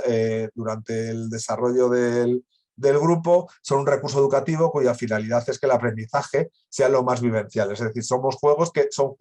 de alguna manera nos ayudan a vivenciar aquello que está pasando de una manera controlada para poder después examinar todas las variables. Muchas son juegos o simulaciones que a veces facilitan la reflexión sobre temas muy complejos. Vamos a ver algunos para ver esto que estamos hablando. De hecho, lo que quiero presentar es, digamos, el desarrollo del grupo a través de algunas de las dinámicas que utilizamos. La primera es la del supercuidador, que es, se divide el grupo en grupos más pequeños, cada uno trabaja una parte de las características necesarias para ser un supercuidador, y el objetivo es que valoren todos los estereotipos asociados al cuidado. El primero, el masculino. Y en el fondo, el objetivo real de la dinámica y de esa parte del trabajo es que vean que no existe un supercuidador. Es decir, en el fondo lo que estamos haciendo es reelaborar y reexaminar los mandatos internos sobre el cuidado que tenemos, sobre todo en el caso de las mujeres, porque los hombres ni siquiera respondemos a ese mandato porque no lo tenemos en nuestra carga de la expresión del género, de nuestra identidad de género, pues que lo puedan reexaminar y acoplar a su realidad. Es decir, no existe un supercuidador, no hay que hacerlo de determinada manera, existen personas que cuidan, que es lo importante, y cada una tendrá que explorar qué cuidados puede y quiere dar, y esos cuidados pueden ser multiformes. Lo puede uno hacer, puede uno pagar para que se haga. Hay muchísimas maneras de organizar el cuidado, entendiendo que el cuidado es dar bienestar y cubrir las necesidades de la persona a la que se cuida. La siguiente dinámica importante, que son como los grandes momentos que tienen que ver con el desarrollo del grupo, es la del baile. El grupo se pone a bailar en parejas, bailar un paso doble, y después trabajamos el baile en el sentido, es una especie como de pequeña relación, ¿vale? Una relación que se efectúa en el momento de bailar. Hay una tarea común, que es el baile, hay una música que nos marca de alguna manera la manera en que se va a organizar, y el objetivo es que visualicen el cuidado como un tipo de relación de ayuda, y que las relaciones como el baile necesitan un encuadre. Tiene que haber aceptación por las partes, tiene que haber normas y objetivos consensuados. Eso en el cuidado familiar normalmente no existe, se empieza a hacerlo y ya está. Entonces, ese espacio de diálogo del que hablábamos en un sentido mucho más amplio y mucho más técnico, cuando hablamos de mediación intergeneracional con personas mayores, pues es a escala reducida con la persona a la que cuidamos lo que se pretende que visualicen las personas que cuidan en estos grupos. Las relaciones además no son emotivamente neutras, no es eso que hablábamos también en el webinar. Si os dais cuenta, es con conceptos que hemos trabajado de una manera como más, por decirlo de alguna manera, como más, lo diré, de una manera más teórica en otros webinars, es llevarlos aquí a la realidad, que al final de alguna manera se encarnan en este tipo de situaciones. Es decir, el cuidado no es solamente una serie de tareas, además de todo eso, tiene un montón de impacto emocional, que es precisamente lo que más carga a las personas que cuidan. La siguiente gran dinámica digamos, de hacer insight dentro del grupo y de darse cuenta tiene que ver con la escultura de las sillas. La escultura de las sillas se hace en función de una familia ideal que ellos van a montar con el cuidado, y el objetivo es que vean que ese equilibrio no es un equilibrio estable, que es un equilibrio inestable y que en el momento en que mueves una pieza se mueven todas, que es algo que a las personas que cuidan les cuesta mucho ver. Yo cambio, pero los demás no se van a mover. Y nosotros intentamos hacerles ver lo que en sistémica sabemos, que es que cuando mueves un palito de un sistema familiar, todos van a responder, todos los demás palitos del sistema familiar van a responder por obligación a ese movimiento que se ha efectuado dentro de un sistema que hasta ese momento tiene un equilibrio, ¿no? Esta dinámica es particularmente interesante porque de alguna manera como que les abre mucho los ojos. Luego, a partir de ahí, lo que se trata es de colocar el cuidado dentro de la vida, es decir, como viene al final, el cuidado es parte de su proyecto de vida y no su proyecto de vida. ¿Y eso cómo lo hacemos? Pues poniéndolo en relación con nuestra historia de vida, es decir, para que vean que situaciones tan difíciles como las del cuidado probablemente hayan pasado unas cuantas a lo largo de su vida y siempre han tenido que facilitar la sensación de competencia, de puedo hacer algo con esto, puedo mejorar, siempre han podido de una manera o de otra seguir avanzando. Y con el cuidado les va a pasar exactamente igual. Y lo que hay que hacer es recolocarlo como una parte de la vida, pero no como toda nuestra vida. El problema muchas veces es que cuando llega el cuidado, pues sobre todo, estamos hablando del aquí y ahora, pues aunque ya las personas que cuidan son mucho más jóvenes, son significativamente más jóvenes, antes estabas hablando normalmente de parejas, es decir, las que venían a este tipo de grupos solían ser esposas.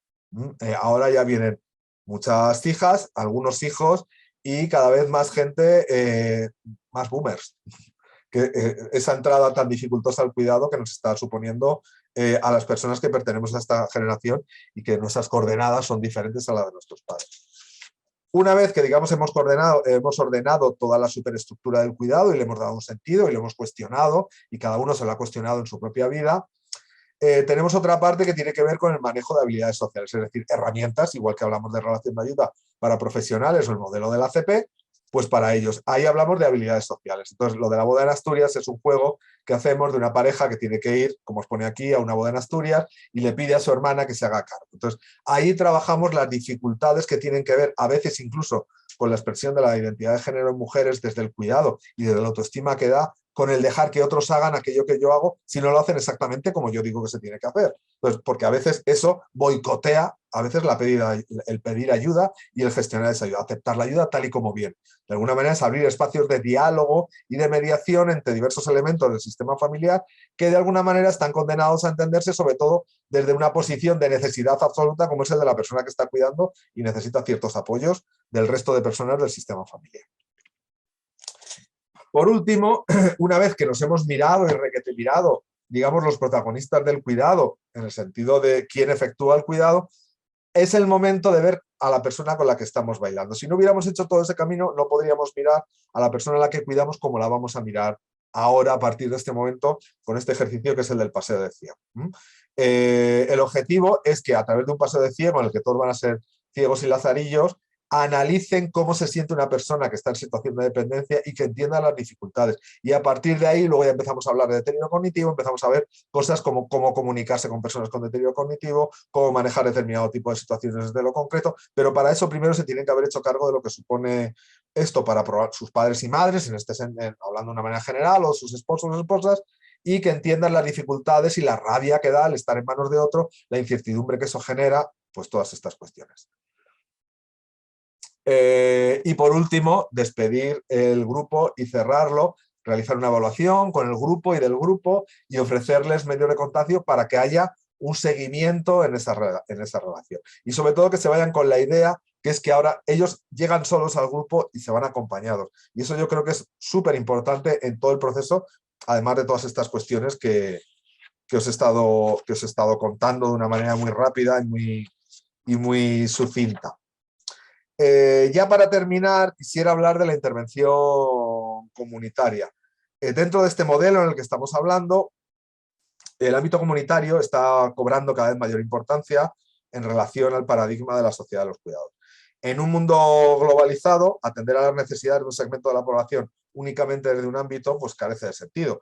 Del mismo modo que la propuesta del cambio de paradigma, la atención al envejecimiento, a la dependencia de esta serie de webinars, gira en torno a considerar la intervención con personas mayores como uno más de los ámbitos de la intervención familiar. Pues exactamente lo mismo. Si asumimos que las personas mayores, como decíamos antes, viven y envejecen en un medio en el que están su persona, su red social y su medio físico, y ahí hablaríamos, y que estas dimensiones están articuladas en un proyecto de vida, parece pertinente y además necesario contemplar la intervención en el medio comunitario como una parte importante de ese nuevo paradigma. Dentro de las principales propuestas en este ámbito, que ahora mismo está muy en boga por el tema de la soledad no deseada, perdón, y con los aspectos inclusivos desde la interseccionalidad de género y edad, tanto en el propio espacio urbano, es decir, el diseño de espacios urbanos, del mobiliario urbano, de las maquinitas que utilizamos para hacer las gestiones. Hoy en día estamos empezando a caer en la cuenta que las personas mayores necesitan espacios de adaptación y espacios de inclusión dentro de este mundo hipertecnificado en el que vivimos, y más aún con el salto tecnológico que hemos dado durante el desarrollo de estos 2 años de pandemia. Puesto que no hay una definición unánime o común sobre soledad no deseada, yo os he puesto aquí un par de ellas. Esta que la recoge la Comunidad de Madrid, en la que se habla un poco del fenómeno, como tiene que ver con el ámbito de las emociones en algún momento de su vida, cuando la red de relaciones personales, es decir, de alguna manera nombra todos los elementos que son importantes. Y luego hay otra que tiene que ver con la OMS, en la que de alguna manera se define que la soledad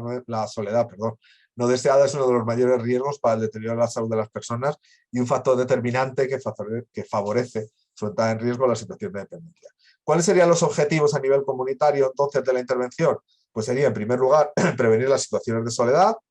el desarrollo en la comunidad de sensibilización, recursos en general sobre las personas mayores, los recursos, herramientas y redes entre la comunidad, las instituciones y entidades presentes en el territorio, redes y sinergias, intercambios de información sobre las personas mayores y sobre la adaptación, digamos, al medio de las personas mayores. El modelo entraría del modelo de prevención, que es un modelo anterior, al modelo de promoción. Ahora mismo estamos funcionando con un modelo mixto. Si os dais cuenta, el modelo de prevención es una perspectiva más tradicional, como más desde lo colectivo, desde el riesgo, la intervención desde el daño, mientras que el modelo de promoción es previo, tiene mucho más que ver con un modelo de prevención en el que el objetivo, la población diana, como solemos decir, sería toda la comunidad en general, y que es muchísimo más amplio y mucho más comprensivo y de esa manera pues mucho más inclusivo, obviamente. Los niveles de prevención tendrían que ver con evitar la aparición del problema y la situación que causa el riesgo, los individuos o grupos de alto riesgo, es el nivel de intervención más puramente comunitario, desde un modelo más clásico además, y la prevención terciaria, que tendría que ver con el nivel de la intervención social en lo individual. Ahí, por eso os he puesto el logo, dentro de todas estas cuestiones, unido al desarrollo de la Agenda 2030 y al desarrollo también, digamos, de la teoría y de la práctica de la sociedad de los cuidados, y de todo esto que está ahora empezando a moverse. Bueno, ya lleva unos años moviéndose de las ciudades amigables, de espacios inclusivos, y hay muchísimas, afortunadamente, muchísimas iniciativas en ese campo para visualizar las necesidades y la necesidad de incluir a las personas mayores y de acogerlas de manera que se queden menos aisladas. De alguna manera, cuando hablábamos antes de la reivindicación del papel de las personas mayores en la sociedad, de situarles otra vez en el mapa, pues pasaría en primer lugar por resituarles en el ámbito de la familia y en segundo lugar por todo esto que tiene que ver de resituarles en el mapa de lo social como individuos de pleno derecho con necesidades específicas que han de ser atendidas y además que aportan de alguna manera que aportan a la sociedad bienes de muchos tipos, no solamente materiales, que también. Cuando hablamos de los recursos en general, los recursos materiales, y ahí estaríamos hablando ya de las cosas y los servicios, han de flexibilizarse en su concepto y en su manera de funcionar para poder cumplir con la función de ayudar a las familias que cuidan, que es de lo que estábamos hablando en el último webinar, vamos, en este penúltimo. Y además esa gestión de los recursos se adaptar a las necesidades de las personas mayores que vienen, que son necesidades orientadas más a la gestión del propio proyecto de vida. Los recursos de permanencia, los recursos actuales han de convertirse en herramientas que, más allá de lo sociosanitario, permitan el desarrollo de los proyectos de vida, que es otro ítem que tiene que ver más con la felicidad, con el proyecto de vida, con el ciclo de vida y con la satisfacción personal de la persona mayor, y en el caso de las familias que cuidan, que el cuidado forme parte de la dinámica familiar sin convertirse en un impedimento para el desarrollo de la propia dinámica familiar y de cubrir las otras necesidades que tienen las familias. Desde ahí, pues los recursos de permanencia en el domicilio han de adaptarse a las necesidades de personas y familias, permitir y potenciar el vínculo, que es algo que a veces no se hace, y los profesionales de estos servicios recibir formación y salarios que permitan salir del círculo de la precariedad a estas profesiones. No hablo solamente hablo tanto del cuidado informal, o lo que llamamos cuidado informal, es decir, las necesidades de contratar personas por parte de las familias, facilitar la formación a esas personas. Si es algo que existe, lo que vamos a hacer es que se haga bien, que se haga de manera ordenada, que se haga de manera tutelada de alguna manera, y que el dinero que se aporte para ayudar a las familias a gestionar ese tipo de recursos esté fiscalizado pues, de muchas maneras, desde en los contratos laborales como la necesidad de que estas personas tengan un espacio de formación y alguna manera de tutela para que su trabajo se haga bien, sin necesidad que tenga que ser siempre una empresa la que lo haga, es decir, que de alguna manera el contratador o el empleador sean las propias familias de una manera adaptada a sus propias necesidades y que va a ser siempre mucho más pues, adaptada, valga la redundancia, que el hecho de tenerlo que hacer a través de una empresa con cambios de personal y todo lo que tiene que ver, y además con el propio beneficio empresarial, obviamente. Además, pues habrá que permitir en muchos casos y trabajar con el vínculo como parte del trabajo por ejemplo, de las auxiliares de ayuda a domicilio. Es decir, que las auxiliares de ayuda a domicilio estén formadas para el vínculo. Necesitan mucha más formación de la que tienen, pero es importante que lo tengan, porque eso es fundamental en la intervención y en el acompañamiento. Y ahora mismo el vínculo se ve como algo pernicioso, es más, en muchas ocasiones se ve como un elemento de riesgo dentro de la intervención, porque que si los robos, que si a ver si se van a aprovechar, bueno, pues cuando ocurra habrá que penarlo, pero la realidad es que la gente se vincula, y yo lo veo en las casas todos los santos días de mi vida laboral, ese vínculo existe, entonces lo que no podemos hacer es negarlo. Yo prefiero sacarlo a la luz y trabajarlo para que sea útil y saludable. Y luego, si hay dificultades, pues ya veremos qué hacemos con esas dificultades, que evidentemente las va a haber y va a haber malos usos de esos vínculos, pero también los hay dentro de las familias, no solamente en las relaciones profesionales. La ayuda a domicilio y los centros de día van a seguir siendo, y en eso estoy absolutamente convencido, los pilares de este tipo de recursos de permanencia en el domicilio, aunque van a tener que adaptarse. El otro día en otro webinar una de las personas que asistentes hablaba de la necesidad de adaptar los horarios, pues muchas de esas cosas van a tener que readaptarse y que reperfilarse, es decir, va a haber que eso es la atención central de la persona, precisamente, adaptar los recursos a las necesidades de las personas, no que las personas se adapten a las necesidades de las propias instituciones o de los presupuestos de las instituciones. Y la teleasistencia, que poco a poco va a ir incorporando las novedades, como hablábamos en el segundo webinar, creo, del mundo de la domótica, sin que eso, personalmente para mí, suponga que vaya a ser, pues esto, la pera limonera, pero bueno, va a ser una ayuda y va a estar ahí. El mundo de la atención residencial, pues poco a poco ya va a estar aprendiendo la senda de los cambios, que van a pasar necesariamente por unidades de convivencia diversas, pisos tutelados y asistidos, mini residencias en el ámbito rural, co-living, todas las miles de variedades que hay ahora y algunas que veremos y que todavía no conocemos y que cada vez más se van incorporando, digamos, al repertorio y al catálogo de servicios que ofrece la atención residencial. Y buscando fórmulas que permitan además la creación de empleo dentro de las propias comunidades, porque es una manera de hacer sostenible la inversión brutal que normalmente tiene que ver con el desarrollo de este tipo de espacios e infraestructuras. Ante nosotros, ante las personas mayores del mañana, se abre sin duda un horizonte de cambios en el que todos y todas vamos a tener que formar parte activa, porque no estamos hablando de nuestros padres, eso ya lo he dicho varias veces, estamos hablando de nosotros y nosotras.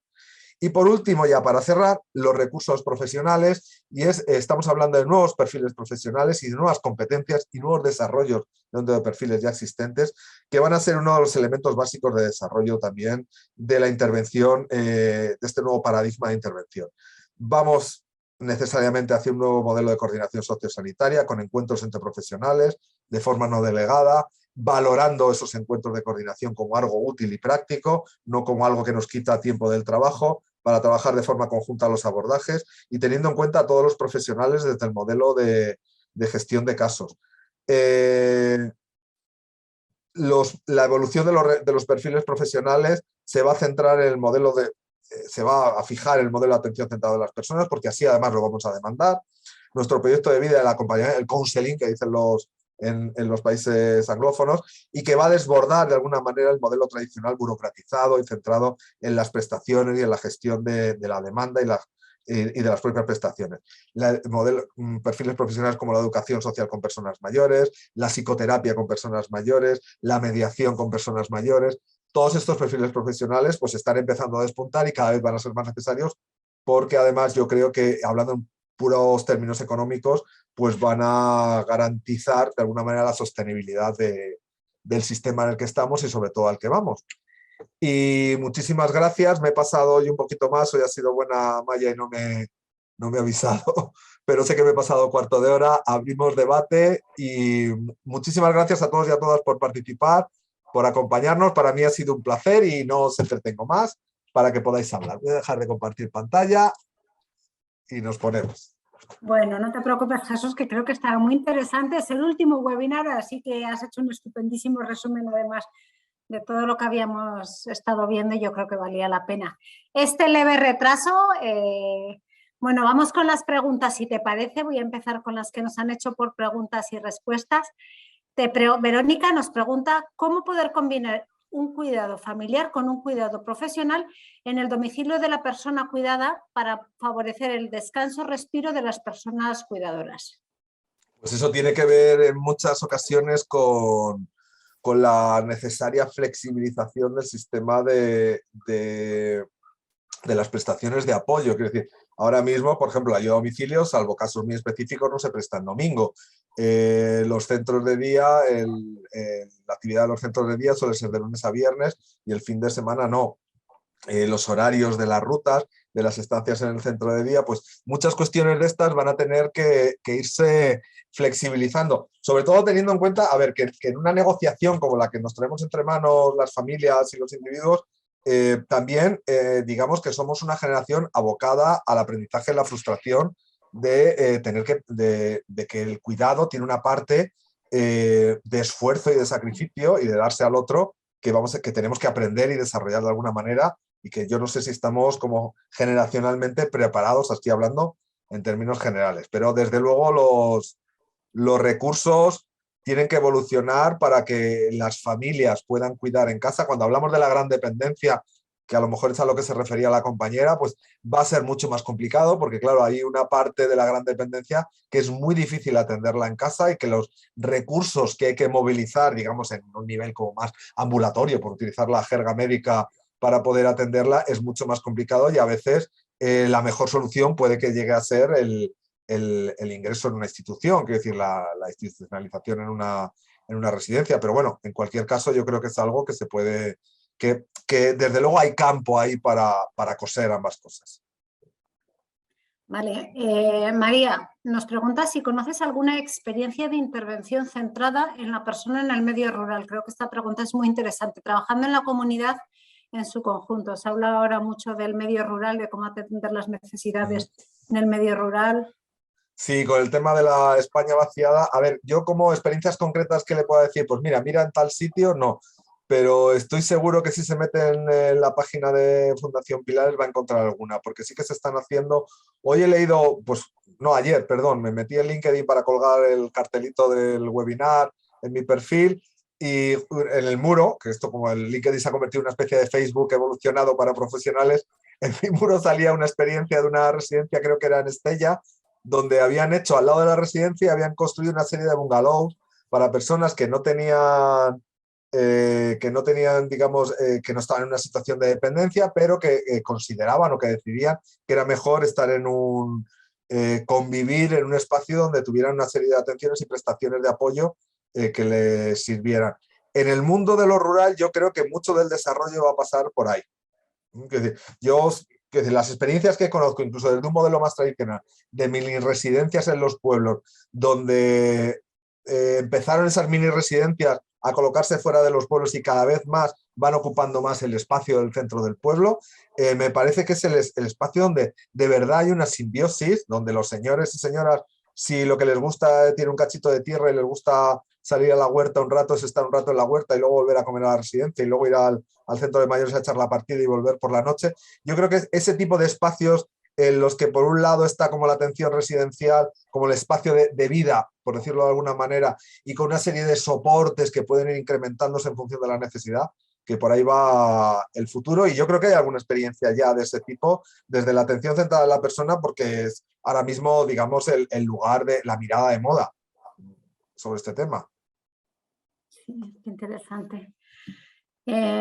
Gracias. Rebeca nos dice, totalmente de acuerdo con el modelo de relación de ayuda. Ahora bien, es necesario incorporar la perspectiva de género y formar de manera específica a las personas cuidadoras para que ellas desarrollen primero sus potencialidades y después para que el acompañamiento sea eficaz. Las mujeres hemos sido socializadas para agradar, no contradecir, no solo no compartir nuestras necesidades y deseos, sino invisibilizarlas, lo que va asociado a aprender a callar, asumir, conformarse. Esta realidad condiciona notablemente tanto a la figura de la cuidadora como a la creación del propio vínculo con la persona cuidada. Sí, absolutamente, claro. En estos grupos, cuando trabajamos habilidades sociales, una de las partes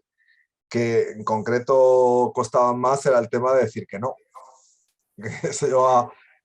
esto lo hacemos a base de roleplays y simulaciones, teatritos, lo llamo yo en el grupo, y esta parte cuesta mucho porque, claro, precisamente por educación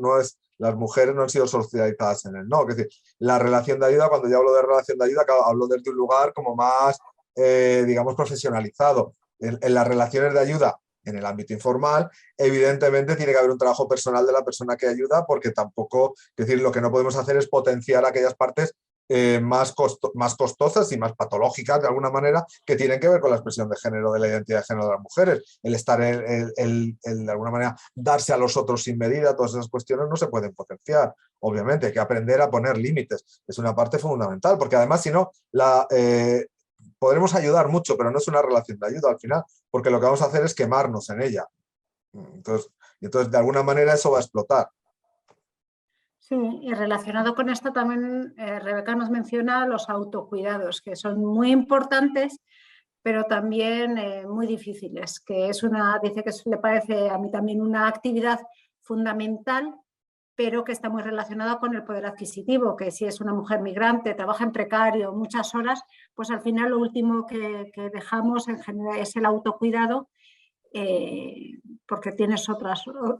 tareas de cuidado Claro, fuera de la labor profesional. claro, Entonces creo claro, que sí, eso sí. es interesante. Sí, sí, no, completamente de acuerdo también. Es decir, el autocuidado es fundamental, pero para eso lo primero que hay que desarrollar es la conciencia de necesidad de autocuidado. Que sin eso, al final, a veces lo que se convierte paradójicamente es una especie de segundo mandato. Es que encima no te estás cuidando. Y bastante tengo yo con lo mío para encima sentirme mal porque no me cuido como una reina y no me doy baños de sales, ¿no? Entonces, primero hay que llegar al lugar del autocuidado y luego ver a ver cómo lo llevamos a cabo, porque claro, si no, al final todas estas cosas es que es como vamos acumulando mandatos, y en el caso de las mujeres esos mandatos pues tienen una carga, pues mucha carga, evidentemente. Es un círculo vicioso, te tienes que Sí, cuidar, te sí, sientes más mal porque no te puedes eso cuidar es, y sí, se va eso retroalimentando. es. Tenemos un comentario de Ana en el chat que habla de la soledad no deseada, que se manifiesta principalmente cuando la persona es más dependiente y por consiguiente más necesita de otra persona. Sí, no, es verdad. A ver, sí que es cierto que las personas en situación de dependencia y que están solas, físicamente solas, pues evidentemente digamos que lo sufren de una manera más aguda, por decirlo de alguna manera, pero hay personas que la soledad no deseada incluso a veces se produce en entornos de población, que es decir, hay personas mayores que viven en un entorno familiar, viven con su familia y se sienten súper solas. Sí, porque hay como diversas categorías dentro de la soledad no deseada. Hay una soledad familiar que incluso se produce en situaciones de convivencia con el resto de la familia. Es decir, tengo a mi madre en casa, pero la tengo como un mueble, todos entramos y salimos, y mi madre es una señora que está sentada en una silla viendo la tele durante todo el día y con la que nadie se comunica, ¿no? Entonces, eso la gente, es que las personas mayores te lo cuentan. Y es que tiene muchos planos lo de la soledad, y una vez que digamos que de alguna manera insidiosamente se instala, pues es muy difícil abordarla,